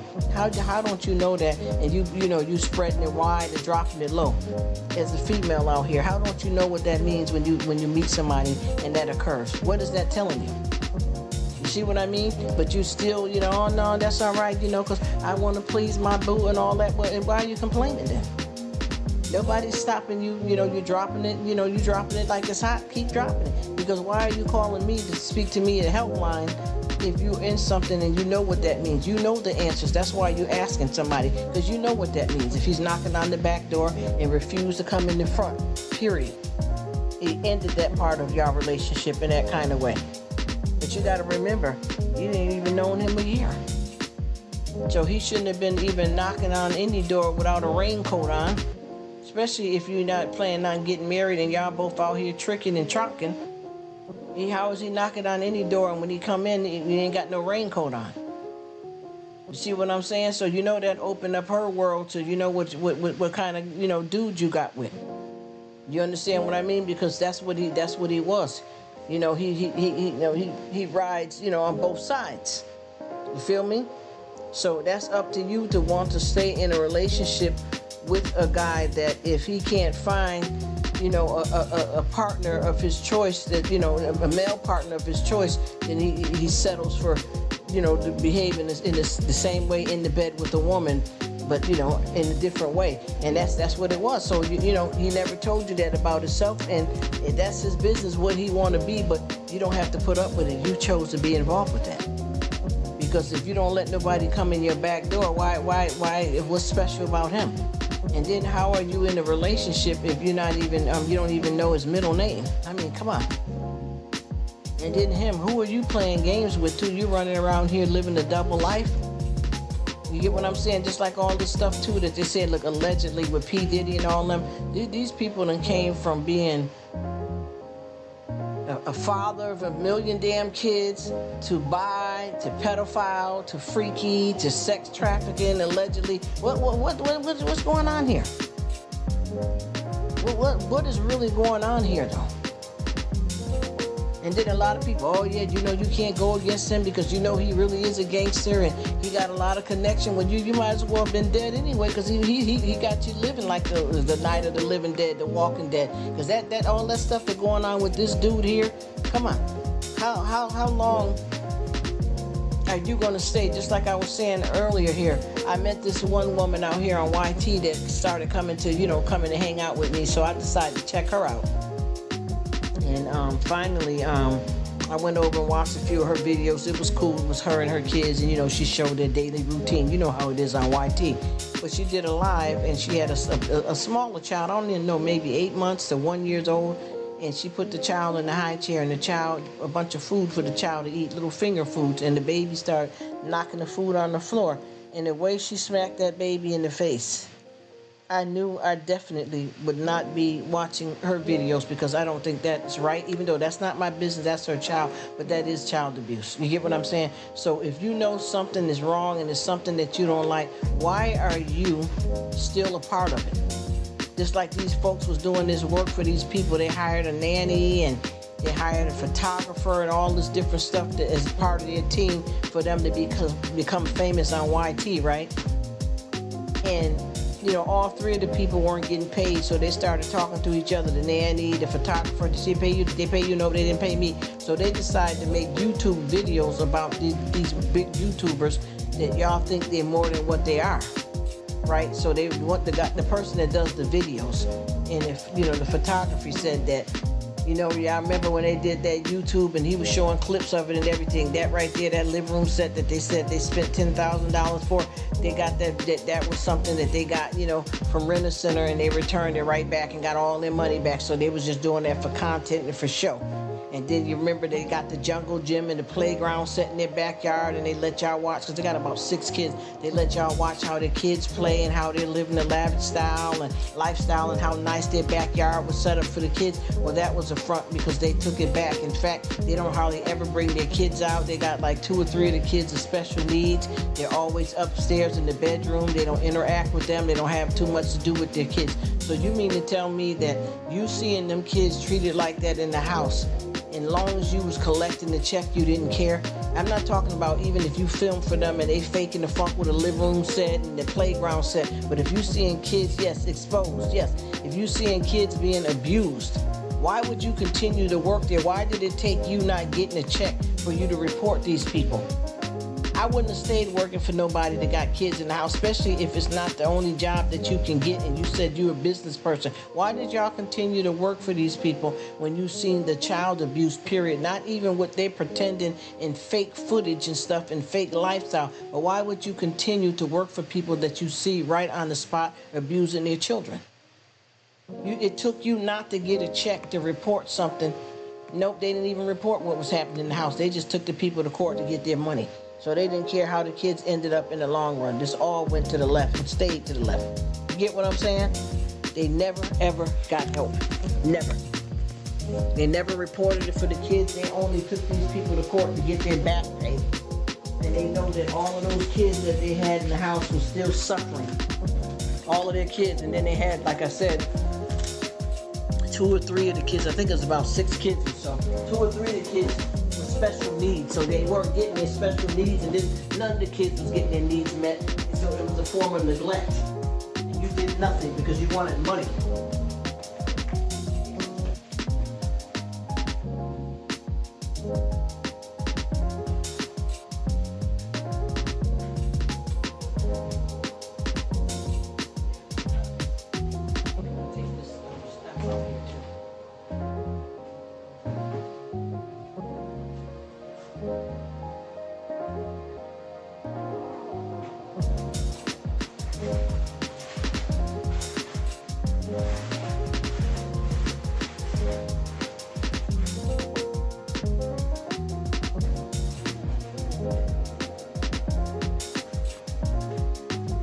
So we see what category that is, and we see what people are willing to do for money. Money, cash money, moolah. Because I feel like if you see that these people are abusing these kids in the house, why would you even want to be employed there? You know what I mean? Why would you want to job there if you see that there's abuse going on out here? I don't understand that, but I think that it's a shame that y'all came out and told that story about these folks when you seen that there was something more serious going on in the house with the kids. Because as soon as I seen something like that, I wouldn't have continued to work for them people, because it's not worth any amount of money to watch kids get abused like that. You get what I'm saying? And a lot of kids, I mean, it don't even matter if or 2 kids, but you know, quite a few of them, like I said, was disabled. So you know that they got some special needs that they need a little bit more help and concern and care and love, and they weren't. and you continue to work for these people, and the only way that you expose these people is because you didn't get a paycheck. How terrible is that, though? Just think about it. How terrible is it for you to sit back and validate somebody's life off of money? I was so disgusted with that. I didn't even want to finish watching their story, even though it was a good, it was a good situation, because I watched a lot of it anyway before that. One of the people that did the video, because there was 3 of them that didn't get paid, but only two of them made videos, and I watched it because it was good. But once they said that they didn't do nothing about the situation with those kids, I knew that I was dealing with the wrong crowd there, and I didn't want to watch no more of the video. Because I said that's so dirty for you to sit back and only turn these people in because you didn't get paid. Not because these kids was being abused. I don't even know why you stayed there and worked that long for these people, and you know that they were abusing their children. And you were happy in getting your check and running up in there on a regular basis knowing that these children were being abused in this home. That's one of the nastiest things, I promise you. I don't see how you could even watch that and go there every day and watch those kids being treated like crap, and you get a check and go home fine every day knowing that this is happening to them poor kids. I don't know why you would do that and then come and trying to talk about it anywhere to anybody. You ought to be ashamed of yourself. Only time you expose them is because you didn't get paid, instead of saying something to perhaps help them kids get out of that home. You know what I mean? It just didn't make no sense. So these people are continuing on, and the only thing they did is basically replace you with someone else that'll work and put up with that, and go through the same thing of not getting paid, but nobody's going to care about the kids. Once you walk up in the door or something like that, you need to shut that down right off the bat, instead of going there just to get a check and run off. That's why I told you all this stuff with these people out here. People are shady, and mind you, the man, and no disrespect, y'all, I'm not calling out nobody, but the man is a pastor. By the way, the man is a pastor, and obviously she's the first lady. Okay? And y'all doing all this all across YouTube land, perpetrating the fraud, faking the funk, and really aren't nothing but what you say you are. You call yourself one way, but you're really not none of those things. That's sad. But that's really the truth of what's happening with them, and folks put up with it. Folks stayed connected with them until the thing wasn't right for them no more, then they reported it. And that shows you what kind of people that we really have in this world. That's why you can't judge a book by its cover, And they needed to be, exposed in a better way, because now that they know that these people have made the YouTube video about them, if anybody do come to their door, they're probably gonna fake it and clean up that, clean the act up now. It's terrible. But what can you do though? We got the Decepticons and the liars and the manipulators. It's sad though, because these are babies and stuff that's up in the house that are not getting their rightful treatment, And there's nothing we can do, because we way over this way. You know what I'm saying? Ain't nothing we can do about it. But I tell you what, they should be ashamed of themselves to even make any kind of YouTube videos about that.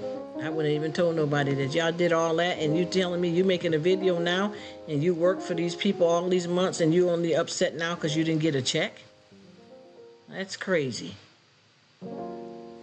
Anyway, I'm just talking you guys to death, and I'm going to probably keep coming in and out because I know I'm talking a lot, and I don't want anybody to feel, overwhelmed about these conversations or too much talking on my part.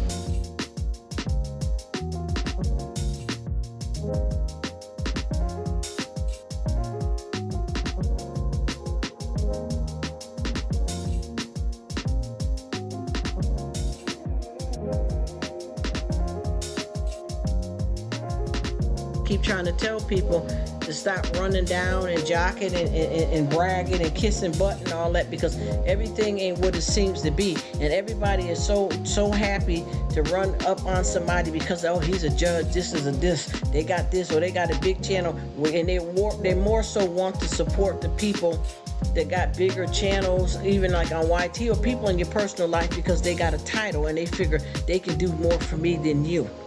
You get what I'm saying? They can do more for me than you. Or this person, I'd rather date this person. It's like this one, I forgot, what was that girl was talking about, how she liked to date up, because if they don't have this, what was that them two YouTube women was talking about?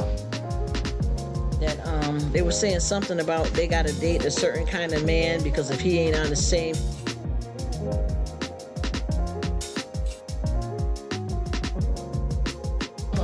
Trying to, like she yeah, I wouldn't date her, but yeah. Oh, it was. She said. Witches. Bus driver. She said, well, only if he owned the bus. Yeah, that's what they asked the lady. Would she date a bus driver? And she said only if the bus driver owned the bus, because she wouldn't date somebody that drives a bus. He has to own the bus. Because I date up high class money, you got to be on my level. And I'm like, what are you, a prostitute? Come on, what are you talking about, B? You ain't had nothing.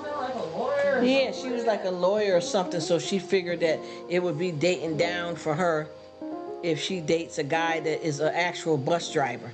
What are you doing, tricking yourself out? High is bitter? That's why you ain't got nobody, because you bitter. Yeah.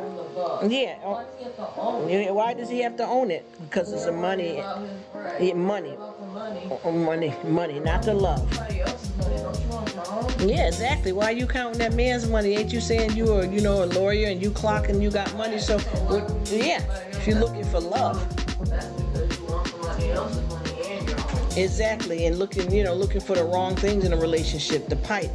You know what I mean? That too, that would be the problem with all of these women too, trying to be a gold digger and you ain't even really got no gold. You know what I'm saying? And trying to play somebody. Exactly. Have your own career and be doing it. Exactly. You want more money, but you don't want that money to be yours. Exactly. You want to use somebody.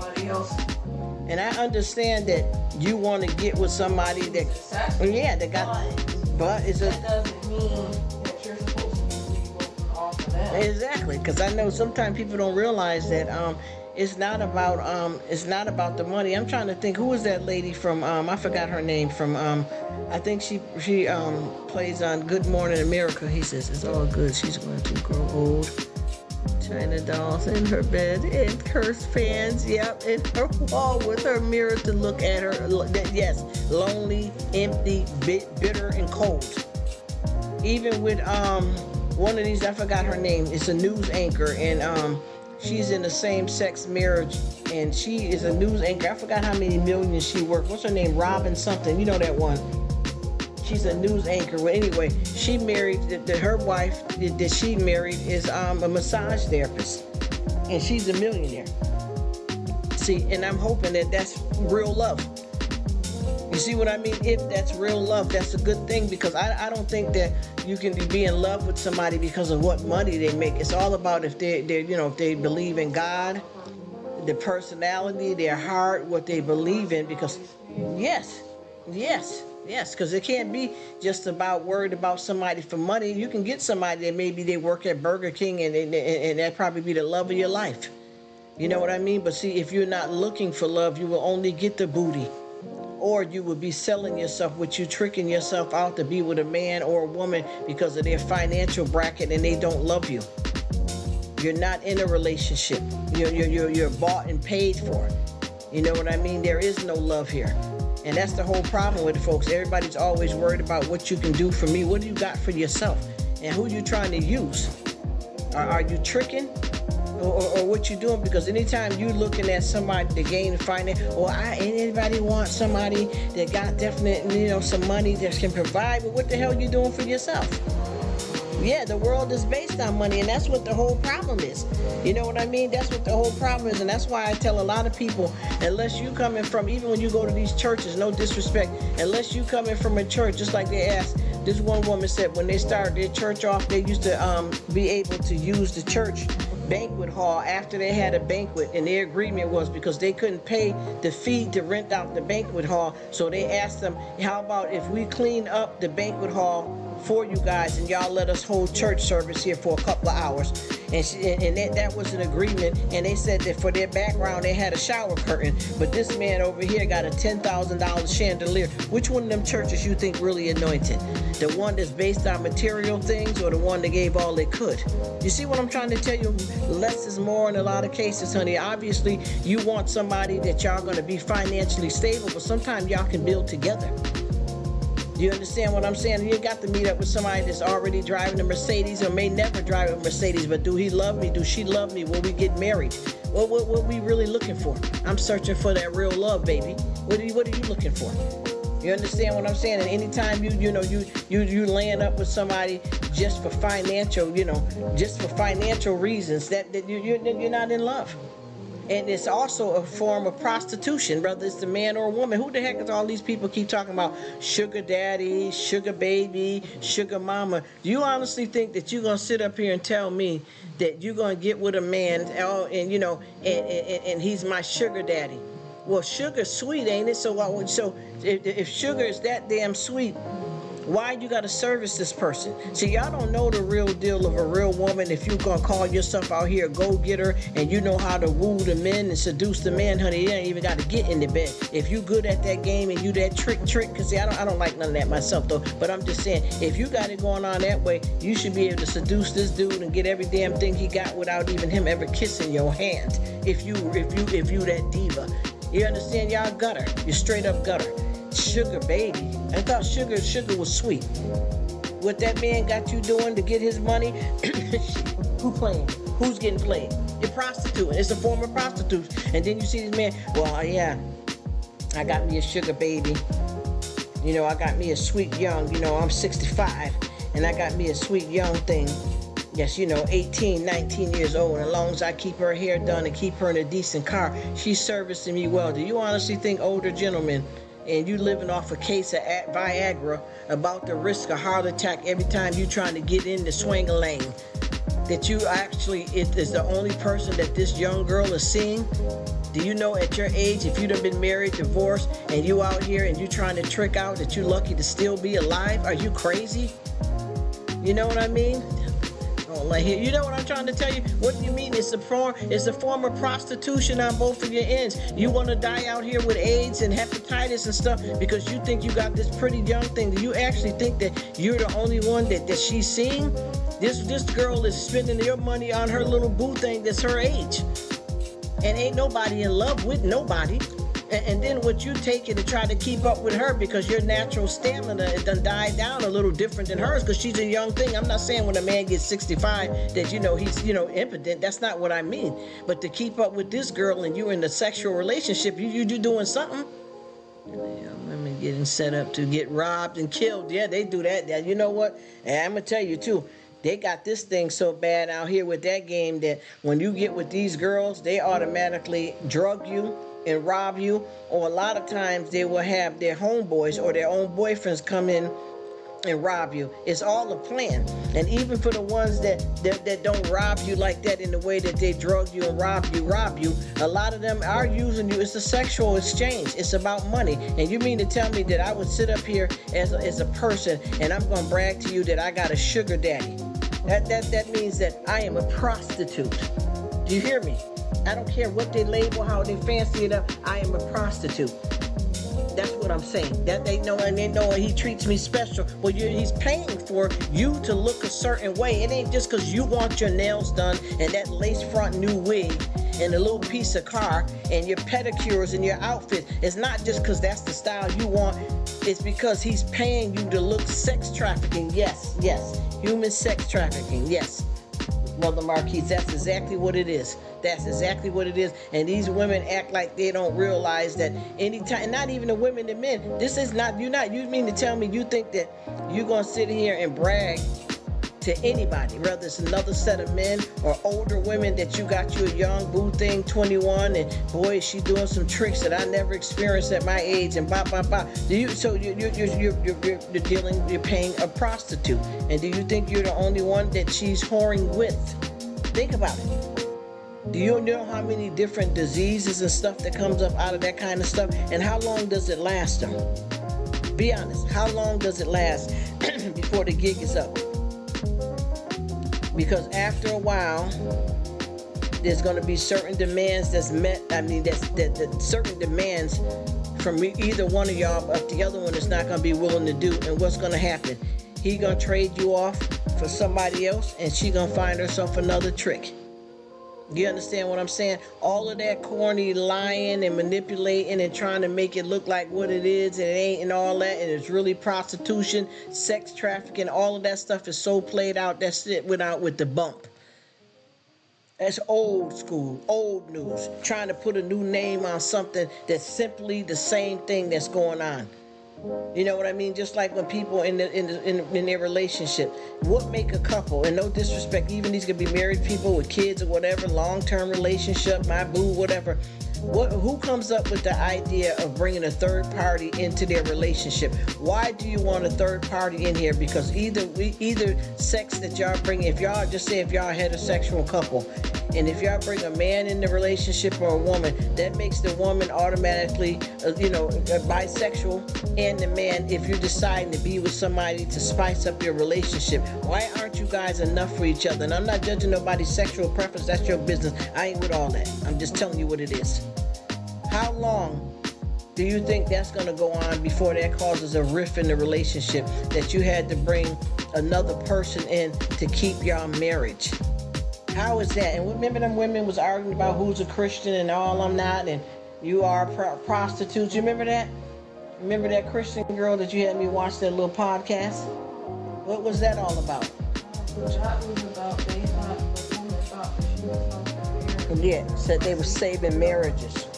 But that's not. Yeah, I saved their marriage. Because their husbands are doing, the girl's husband wasn't doing good in the bed. Yes. And the girl wanted her husband to be an alpha in the bed. Yes. But he wasn't.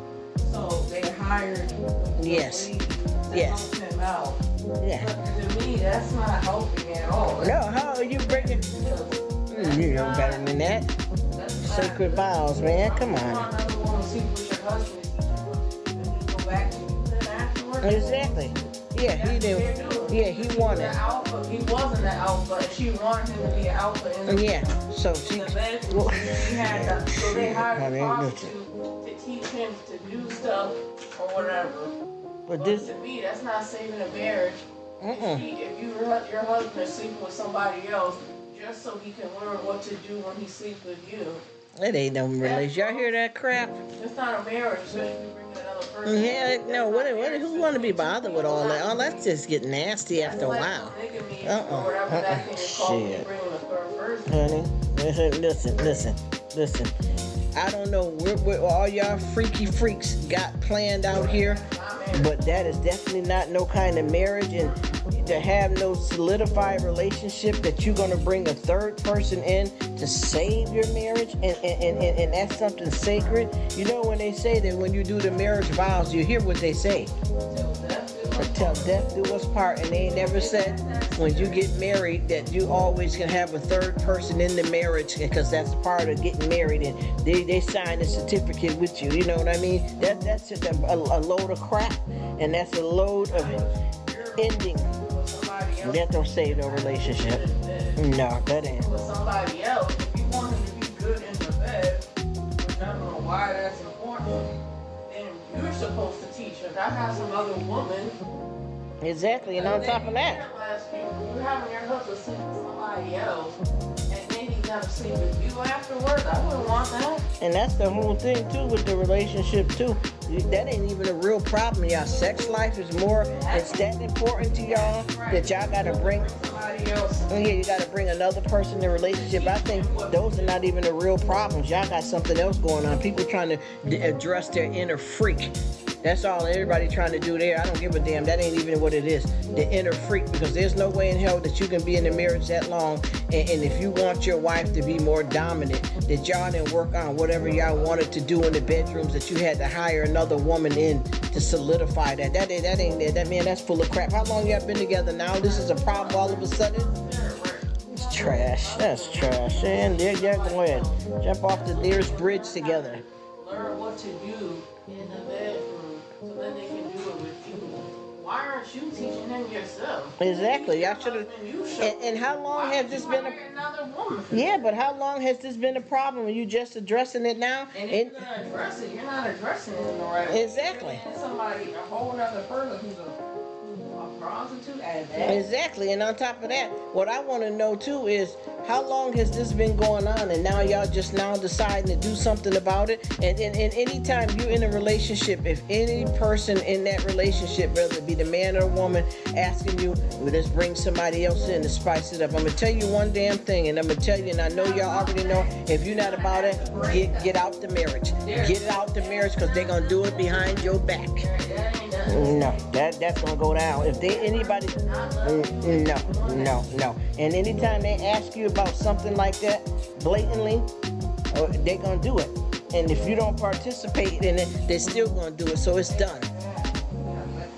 That's right. Yes, amen. That's right. When you find exactly. No, exactly. And all of these people that we're talking about are married, Susie B.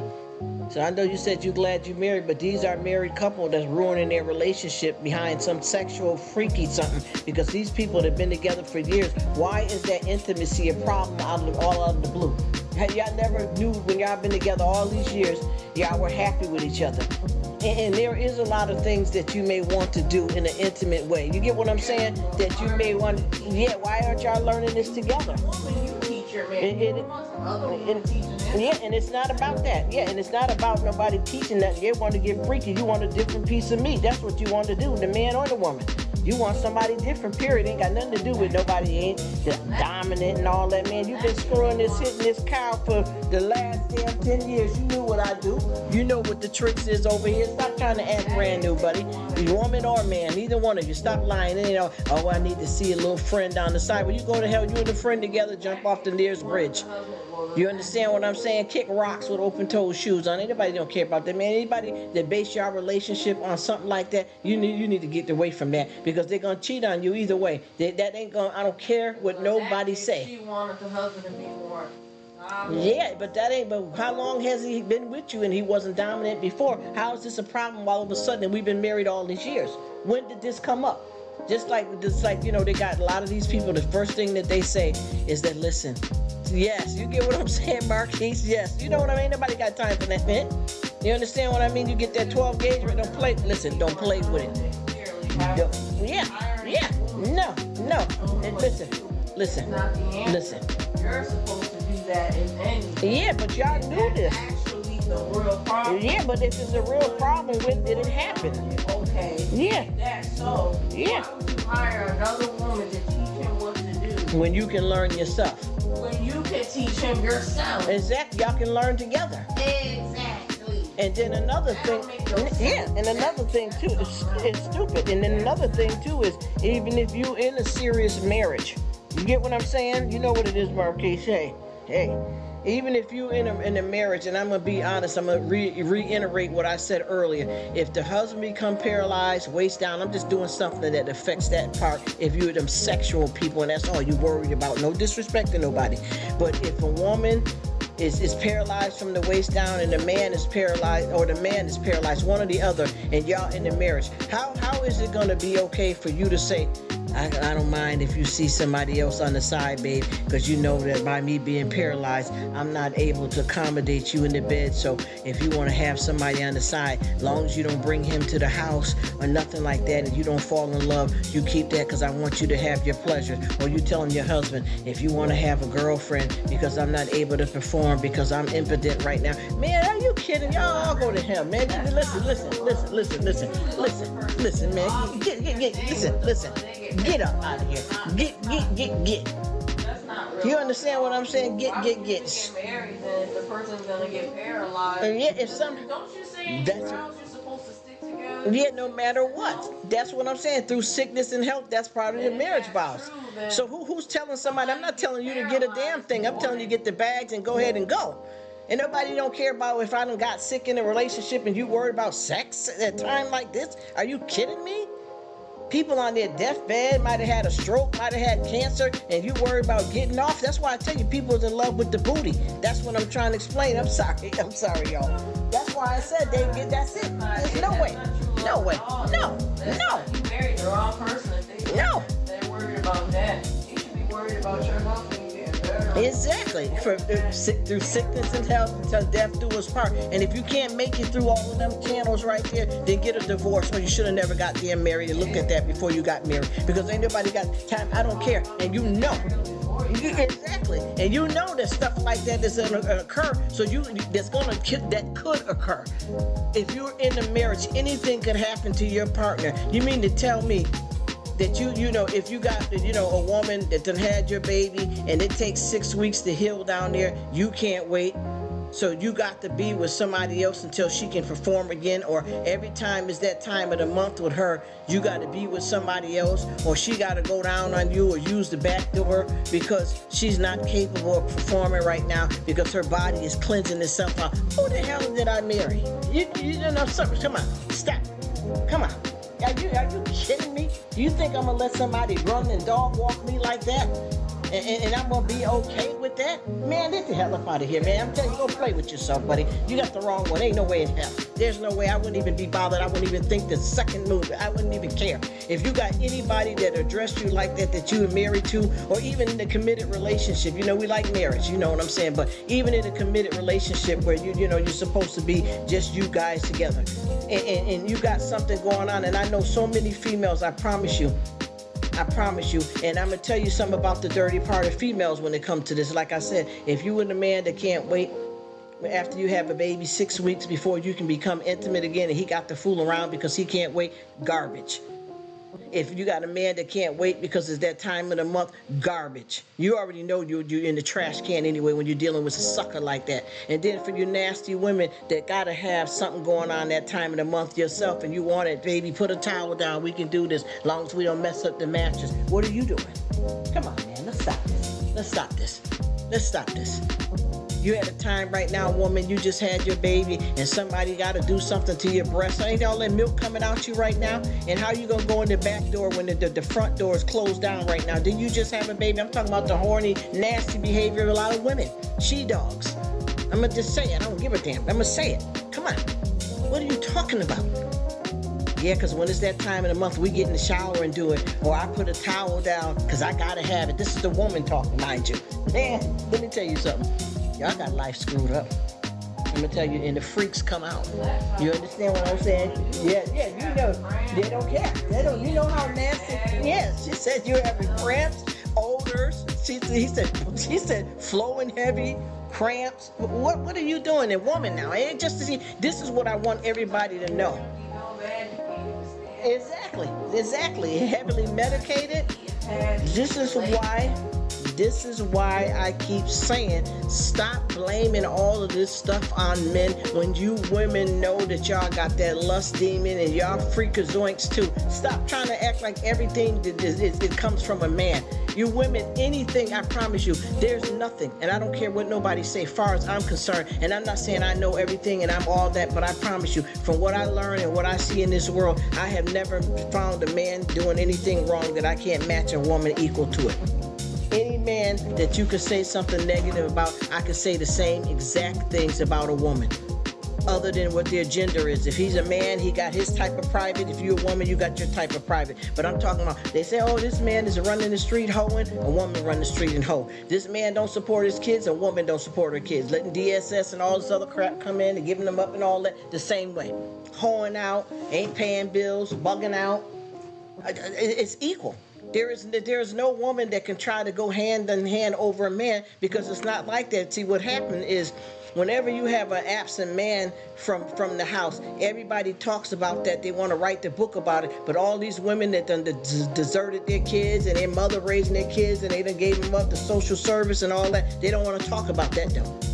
They don't want to talk about that. They want to make it look like all of this stuff is the blame on the man. Oh, the man is whore, so aren't you? The woman cheated, yes she did.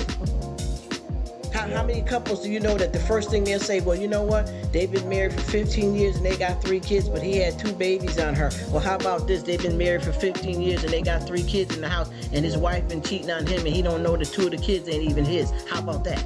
Stop trying to act like these queens. These are queens wearing crowns. They're not. They're not. It's crooked because it's about to fall off because it should have never been on her head. Come on now. Y'all need to stop pretending like y'all don't know that these women out here doing the same kind of tricking and trocking. Everybody ain't no innocent victim. All this strip polling and all that other stuff. And I had to make money the best way. Man, you're full of shit. Please stop. Please stop. Don't even bring up the oldest excuses in the book because you ain't writing nothing. You ain't writing nothing. All of the stuff that you're talking about, this is what you're doing. This is what you're doing. A lot of these women out here do this stuff because they like it. It ain't about no victim. Oh, I can't get a good man, so I decide. You ain't decide nothing. That's this whole demon. I know so many women that run around just like men. What I don't like either is that a lot of people blame the pedophile stuff. When it comes to kids, they always say it's a man, and it's not true. Y'all don't shine the light on women enough for what they do. I said women have criminal minds. A lot of women have criminal minds, hoish. There's nothing I've seen a man do that I haven't seen a woman do when it comes to trying to give somebody a bad reputation or being a dirty character. I've seen just as low-level women as I've seen men. And people need to start waking up to this and giving, some props to some decent fathers. Because I keep trying to tell people that a lot of times, too, these men stay in these relationships with women because of their kids. Not the woman staying with the man. The man is putting up with a no-good heathen woman just so that he can be in the house with his kids. Y'all understand what I'm trying to tell you? Not the other way around. It ain't all the woman, she's staying by him because he's the kid's father. No, I said a man has been in the relationship.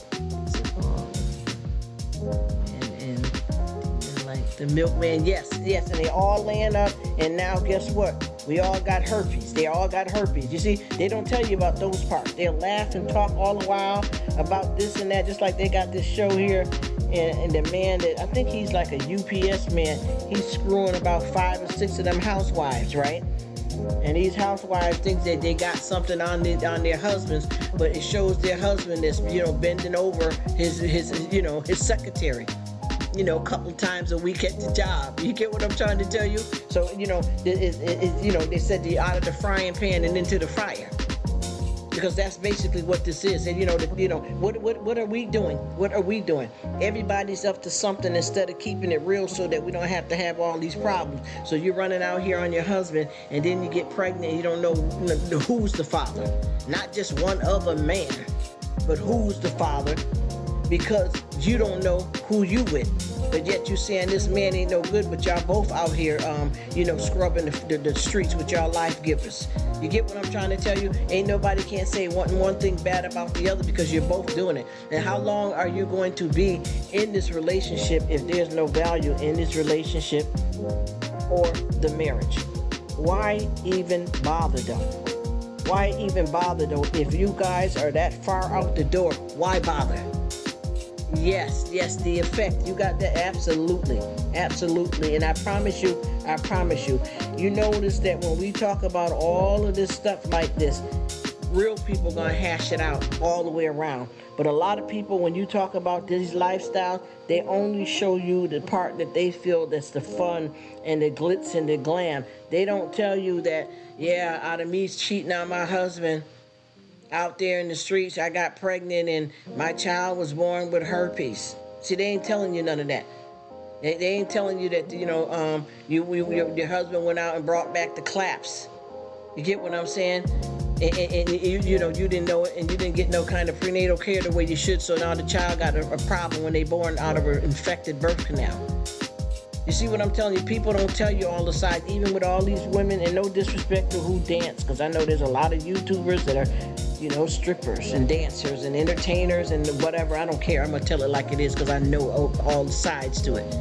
Y'all run around here and talk about all this stuff about y'all get up here and y'all dance and perform and men throw money at you, but what about them little side shows that y'all do and them little backroom deals? So you're not happy. See, and I'm going to tell y'all the truth. I remember, and I'm not bragging to say that this is right either, but I remember a long time ago, we can go back 15, 20, 30 years ago when a woman was a stripper, a woman really did strip as an easier way for them to pay their way through college and make it, which that was never the only option. So I'm gonna tell you right there, that's a downstroke. But I'm gonna tell you, I remember when these women used to strip, they did not service no men on the side, they did not prostitute, and when they stripped, they came in there fully clothed, and when they stripped down to a bathing suit, nobody touched them, nobody did nothing, they was up out of that damn club. And that still was wrong because there was better choices to make than that.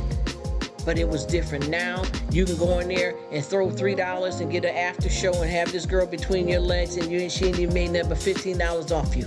You get what I'm saying? And the drink you bought her, you sharing it with her. You get what I mean? There's no victims here. Stop playing these games. Stop playing these games. Y'all know exactly what it is. Y'all done turned this into, it was never good, like I said before. It was never good, and it's not the first option. But I remember strippers that really, what it was, and a lot of them were actually dancers and stuff, even though that's wrong. Yes, cold jack, bro. That's what I'm talking about. Back in the day, because see, if you call yourself one of them type of seductive women, and you on top of the game, and you know how to drop it like it's hot, and you really know how to woo them kind of guys that can be wooed in that way, you ain't got to do nothing.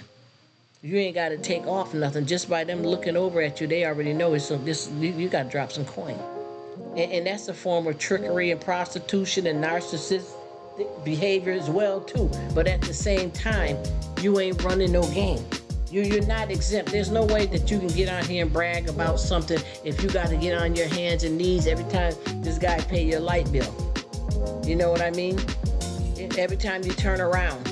You got to do something to get the money, but yet you running the show. I command men, I rule men. A lot of these women let men play them, but I don't. Yes, you're prostituting just in a different way.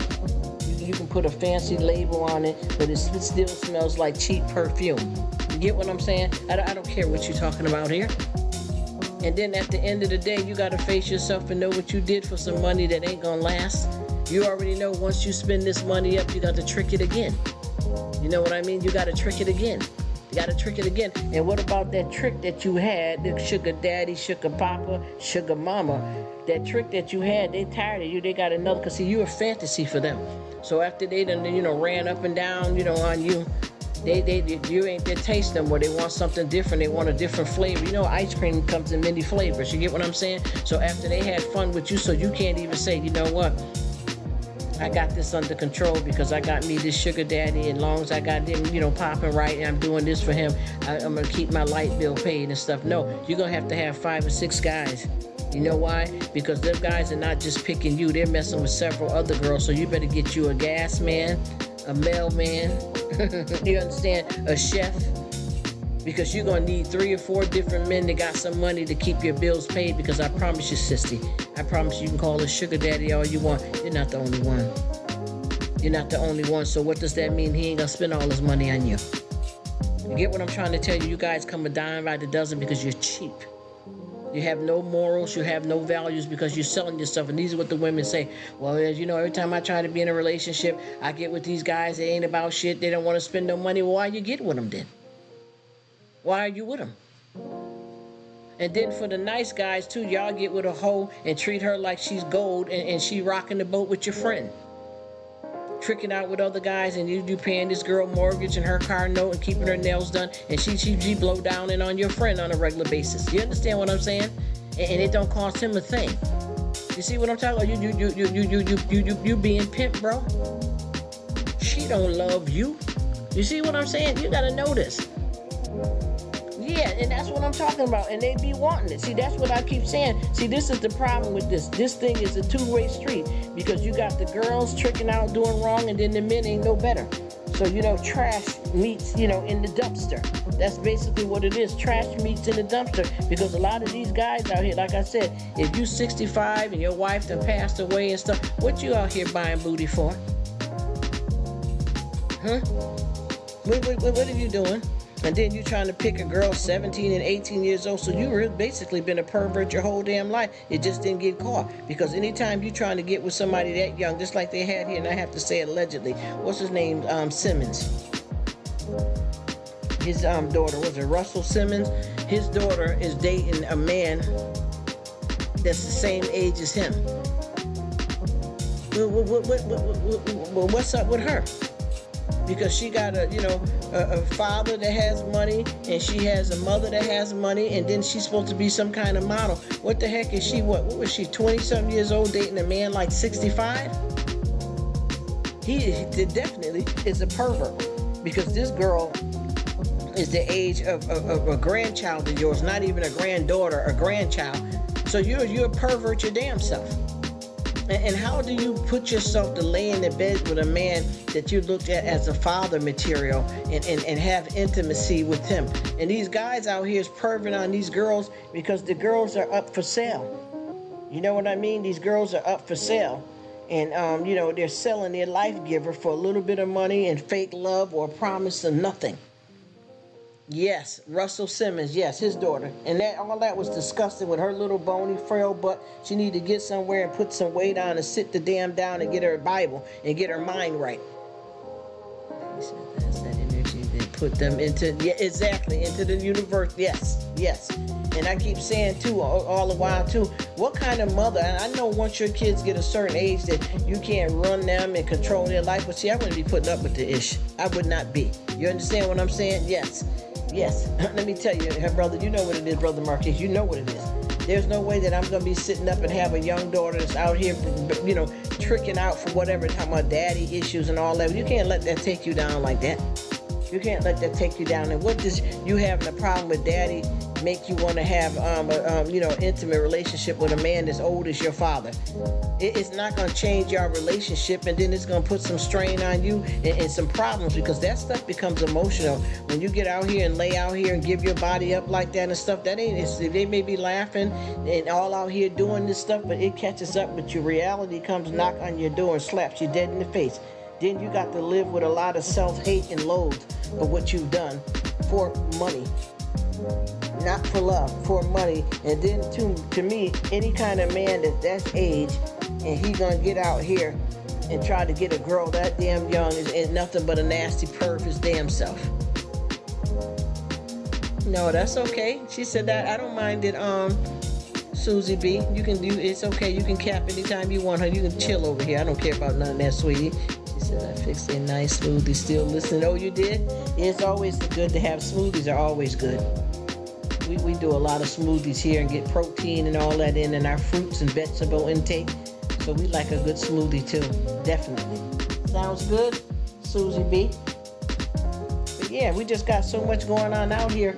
And it's sad too, because anytime I see something like that, and I'm looking at too, and I don't mean to be disrespectful, but I have to say it allegedly, just like that, what's her name? The Love and Hip Hop type of star. Basketball Wives, or one of them she came from, I really don't even care. But she, that one named Drea, allegedly, she is pregnant by a basketball player that's the same age as her oldest son. And she's older than him. What do you call that? It's different because she's a woman. It's different because she's a woman. Well, how? If she's a grown woman and dating a boy that's not even just because he's the same age as her son, but because he's a young boy. And what kills me about with these guys too, you know that girl, see them type of women like that, and I have to say it allegedly, and I don't care for her really myself anyway, but I'm just saying, I ain't talking about her because of that though. But what I'm just saying is that, see, you're prostituting yourself up to the highest bidder, because once you solidify that with somebody that's a baller and they got some money, you set for the next 20-something years. Because see, people don't realize that if you have a child, even if they go, if past graduation, if they go to college, child support is still required. It may change hands because the kid may get old enough to start getting the actual money from their father or mother that's got the money themselves. But for the most part, if you get pregnant by somebody like that, especially deliberately, you're in for some money for the next 18 years. You know what I mean? Because you're marrying somebody that's a millionaire, and for the most part, that was tricking your treat. Y'all know what I'm talking about. This woman went in there for the trick. She knew she went in for the kill. And that's the kind of woman she is. I watch her do her work. And I get tired of people keep saying, well, I don't blame her. If you're going to have kids, you may as well have kids by somebody with some money. Because if they decide to walk out on your life, by them being that rich, they still going to have to pay child support. Let me tell you something. Sperm does not make a man a father. You understand what I'm saying? I don't give a damn if he work at McDonald's and he's having a relationship with that child. That's more important than this man being able to give this child a damn Mercedes when they're 15, 16 years old. You are prostituting yourself and trying to use somebody for a come up. I don't care if you got a little bit of money. You don't got as much money as him. You're picking these guys and you're using your sexual seduction, and they're down with it too. But when you pick these guys like this that's a lot younger than you, they're looking, at the booty. You already know what I'm talking about. You know what this is. That girl, if you watched her and you watched her life, she's a hunter and a head chopper. Do you understand what I'm saying? She used her feminine wiles on the men that wanted to work. You see what I mean? They're interested in it. But where they get caught up at is that they're not using a condom with these women, so you get played and caught up into some stuff. You get what I'm trying to tell you? Because see, you may be saying, you know what, I don't care if she older than me. I think she cute, she good in bed. I'm a ride that, I'm going to tear that down. I'm a da. Okay, yeah, that's fine. But then you end up having a baby by somebody that you don't even love, and now you're paying out a lot of money for somebody you don't even love and a child that you did not want. And I don't mean to throw kids away. That's not what I'm saying here, y'all. But I'm just saying, you're paying somebody for the next 18 years or more and furnishing a lifestyle because she can get pregnant by you and have your baby and be on to the next man, but you still got to put money in her household. And the way she's made it famous, I mean, she's done some stuff with the Basketball Wife, made a couple of dollars here and there, doing a little cooking, something she's doing, but she ain't got nowhere near as much money as the men that she's laying with. And it's almost like a black widow without the kill. You get what I'm saying? She's killing it in the bedroom, though. She's making the money enough to say, I'm going to get pregnant by a baller. Whoever's the highest bidder, I'm going in deep. And the thing is with these guys, they want it, though. See, she didn't rape nobody or force herself on nobody. They were interested in her and giving it a try. But what they wasn't smart enough to do is keep on some plastic while they doing it. You get what I'm trying to explain to you? Other than that, it's nobody being forced to do anything, but they are being played, and she counting your money. She counting your money. See what I'm saying? Especially with this is a new young guy, and he just started, his career, and he already got money and got plenty money to make money coming in. She already knew how to start hanging out where these big ballers is at and strutting her stuff, putting on her outfit, practicing her deep throat acts. She knew what she was doing. Let's keep it real. I'm talking. Yes, I am. Yes, I am. She practiced her skill. You get what I'm saying? Because see, that's one thing about with these guys out here and these women. If they want to get their freak on, you're gonna have to be that freak. You see what I mean? And if you don't have no kind of skills, you won't stand out from the rest. But see, they ain't been they ain't been with enough to know that ain't just one woman got that skill. They jumping on the quick and easy.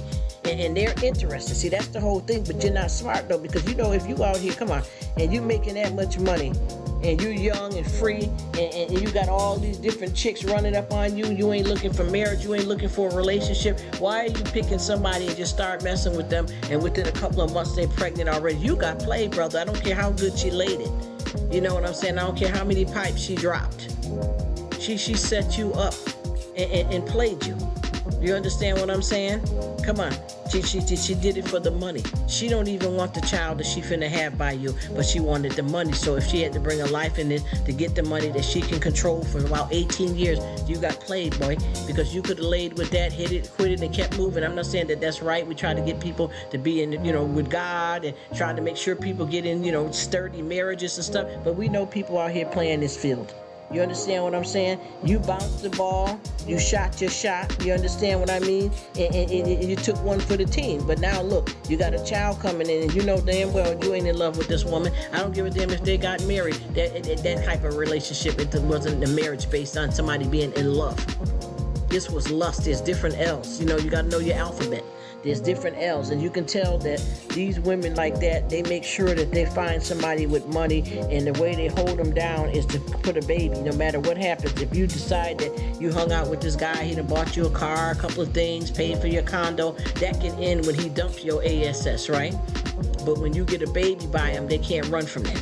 Y'all know what I'm talking about. They know how to pimp walk these guys out here, dog walk them, and that's exactly what's going on. They're up for sale.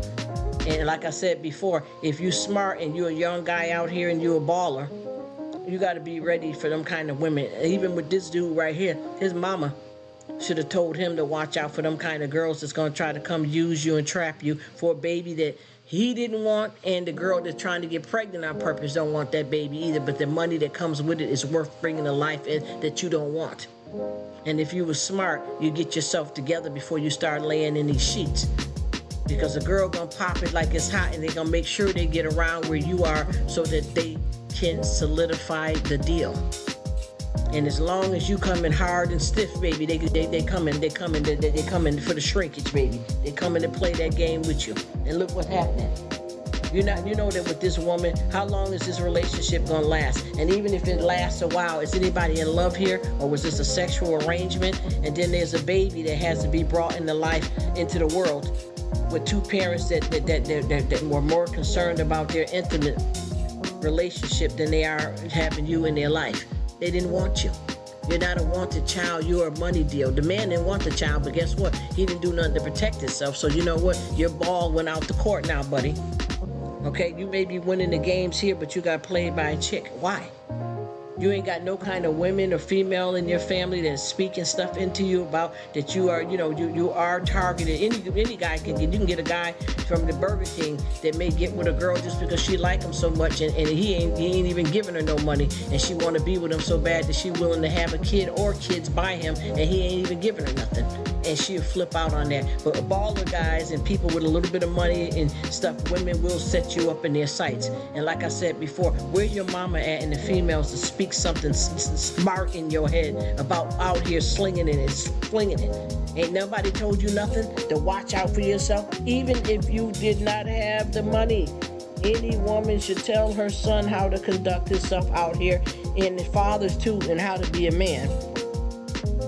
And especially to know the difference of dealing with real love and looking for marriage opposed to a gold digger. You get what I'm saying? Because that's exactly what they do, and they are getting your gold. They are getting your gold because they played you like a fiddle. And why aren't you wearing anything? How good do you know? Because see, these relationships that we're talking about are not even relationships, they're situationships. And for somebody to get with somebody and ain't been with them a while and they're already pregnant, why aren't y'all using any protection? What's the end game here? What are you planning on doing? No, honestly, what are you planning on doing? Because you know for a fact that this person ain't requiring that you wear a condom, and you definitely ain't pulling out and putting nothing on. So what do you think can happen? And y'all two fertile people. What do you think can happen when you're not wearing a condom other than unwanted pregnancy? What about diseases that can take your life from you? What about diseases that you can get that will affect your performance, that will affect your capabilities of having intimacy with anybody? And I don't care about all of this stuff about, and I know that I'm gonna be honest with you, medicine has came a long way, but I don't care about all of this stuff. I'm glad people got what they got, but I don't care if it's undetectable medication for AIDS. I don't want that shit. I'm sorry. I'm telling you. I don't care about none of that. You understand what I'm trying to tell you? I don't care what they got, the this, the that. I don't want it from the get-go. Oh, I can do it now. And, it's almost not detected. But is it possible for you to still catch it if it flares back up? Because you got to know the difference between HIV, being HIV positive and having the actual AIDS, which is full-blown. Do you think you're going to just stay undetectable the rest of your life, or is this thing going to run its course? And who wants that from the beginning? But what about, too, with hepatitis that's in the bloodstream that messes with your liver, and you always keep a trace of it in your blood? What about the herpes when you have these outbreaks that you got to deal with the majority of your life? That breaks out on your mouth. How are you hiding that from the public? You may be able to hide it in between your legs, but how do you hide it from the public? What about when you have a flare-up down there? How uncomfortable and how painful. See, people ain't telling you. All this stuff is not cute. A lot of these venereal disease can affect your fertility, too, as well. If you were, they say you got to be young and dumb to grow old and wise, right? So what happens after a while when you get out here and you're a risk taker for something that may change your life forever? Change your life forever. What do you do about that? Because you're laying and playing, and now you got something that flares up. Do you know how bad that herpes is, y'all? Even if a woman has herpes, she cannot deliver a baby out of her birth canal. She has to have a C-section, because if a child is born through a canal like that in a mother that has herpes, that could cause the child different birth defects and also being born blind. And there's a whole lot of stuff if you do the research on what herpes does. And it's something that there is no cure for, and it's always a flare-up, it's always a problem, it's always itching, oozing, burning, painful, it never stops. You get them outbreaks all inside your mouth, all in your genitals, your butt crack, all over. You get what I'm trying to explain to in those areas. And there's no amount of money that's worth that when that's all you had to do is put a plastic on it. And everybody, oh, I got caught up in the moment, but you knew you was getting in the moment though. You went over to get in the moment. So why don't you have no plans? It's a lie. Lust, the demon lust, and you don't care. You let the demon drag you to the curb. You knew you was going over there to get a booty call. And before you get turned up, get it turned down. And and people do make mistakes, but too many people getting that for a pass. Too many people using that for a pass. And it ain't going.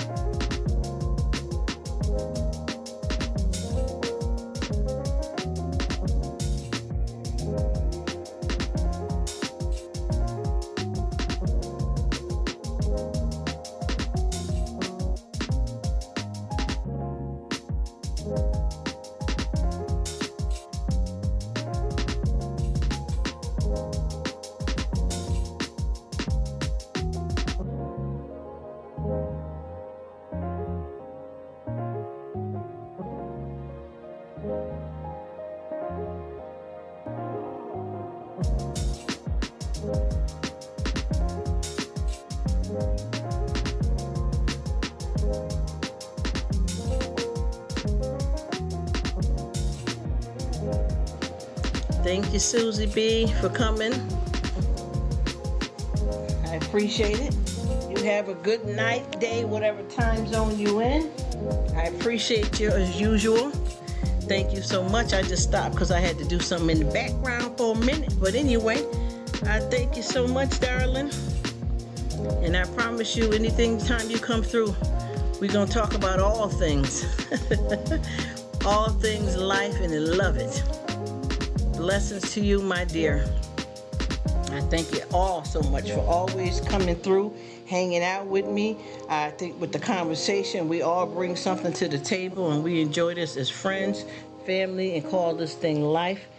It's come here and make it real, make it seen, make it known. Because, you know, a lot of this stuff, folks act like this is brand new because, you know, this is the 20th century and this is that and it's 2024. And that has nothing to do with it necessarily. A lot of this stuff has been around since way back. Way back, all of this adultery, all this other stuff, killing, this, that.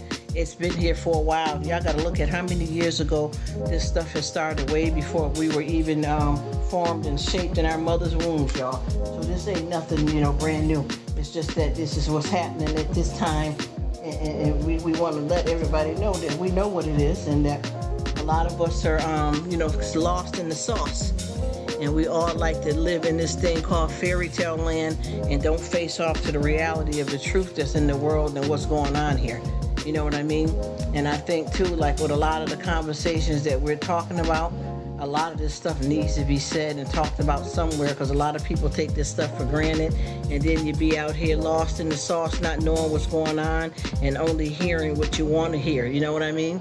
And I don't know if Brother Martise is gone or not, but I appreciate him coming earlier and spending time and hanging now. I am still going just a little bit longer, but whoever, you know, got to go, I understand that. I appreciate it. I respect you guys. I never take it for granted. You guys know y'all got a channel. I'll check you out.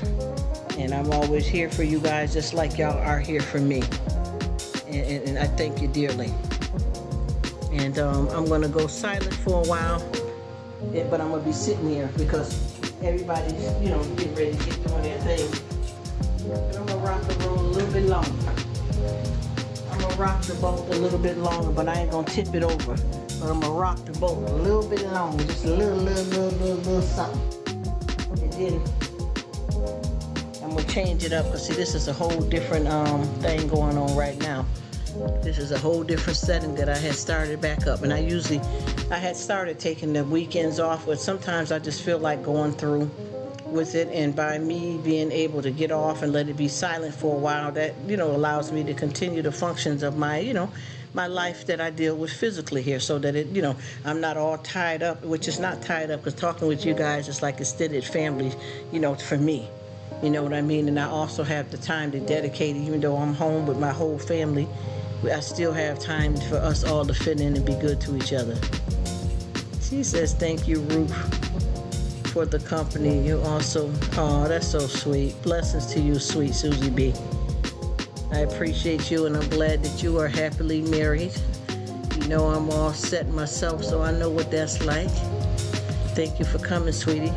And Brother Marquise, you already know the king has came through. I appreciate you, man. I really do. And I don't know if you're still hanging in the background or that you had to slide to the left, slide to the right. Let me stop. Anyway, you guys, I am still here, and I'm gonna swing it a little bit longer. Still here.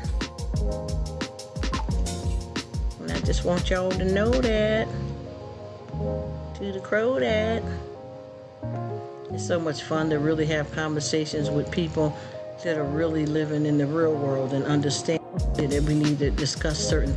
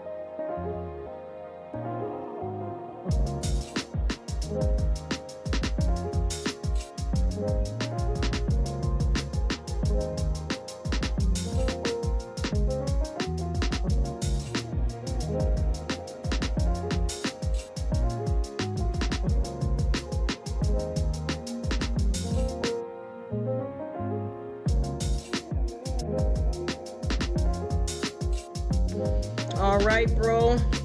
You have a good one. I truly feel blessed and honored to have you stop by, man. We rocked this thing. We rolled this thing. We turned this thing up. All right. And I appreciate you and I thank you so much for coming. And I'd love to see you again, man. This has been real. I don't get a chance to really shoot it up like this with too many people because so many people, like I said, folks will say, when you live in glass house, don't throw stones. I say, when you live in a plastic house, don't strike no matches. So I can't get this in like this with everybody that I chat with through here. And I know there's going to be a lot of people that are going to be bugging out. Oh, was she talking about God? Then she talking about, yes, all of it's true. All of it's in the Bible. This stuff ain't brand new. Y'all act like y'all don't know what time it is. And y'all act like, and you know one thing I want to tell people, y'all don't know what, and I'm not saying that I'm a Christian, y'all. But I tell you what, y'all don't know Christian people don't play that. They'll shut it down, honey.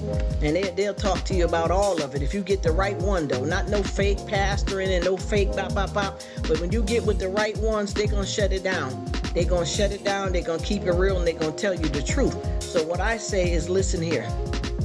We talk about all things. We all, that was here that I know of in life, are people that are working on their salvation or saved, but we're not that far off that we forget what was really up. And I think that a lot of times people put too many things and labels on people that's trying to work on their salvation till you can't even breathe and they look for something that doesn't exist. So I feel that if I'm able to keep walking the way I walk, I'm not on here going off F, and if I wanted to say that too, that you couldn't tell me how God views me. You get what I'm saying? A pastor can't tell me what God want me to do, you know, especially if they ain't walking right themselves. But anywho, it goes on. And like I said, a lot of that phony behavior is corny as I don't know what, and that stuff went out with the bump. So it's time for a new dance. You get what I'm saying? But thank you so much, brother. And I'm going to let this run a little bit longer, so I will be sitting here chilling.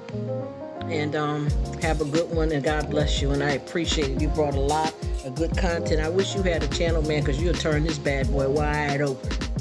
Turn it all the way up. Turn it all the way up. That's what I meant to say. Turn this wide open. That was so corny. Turn it all the way up. Thank you for coming. And whatever time zone you in, brother, make it count. Enjoy it. Have a happy, blessed new week. Come by again and we'll chat it up. It's going to always be something to talk about. Y'all know how this is. You know why? It's going to always be something to talk about because this is life. And what's happening? We live it. That's what's up. I'll see you sooner than later. Bye for now.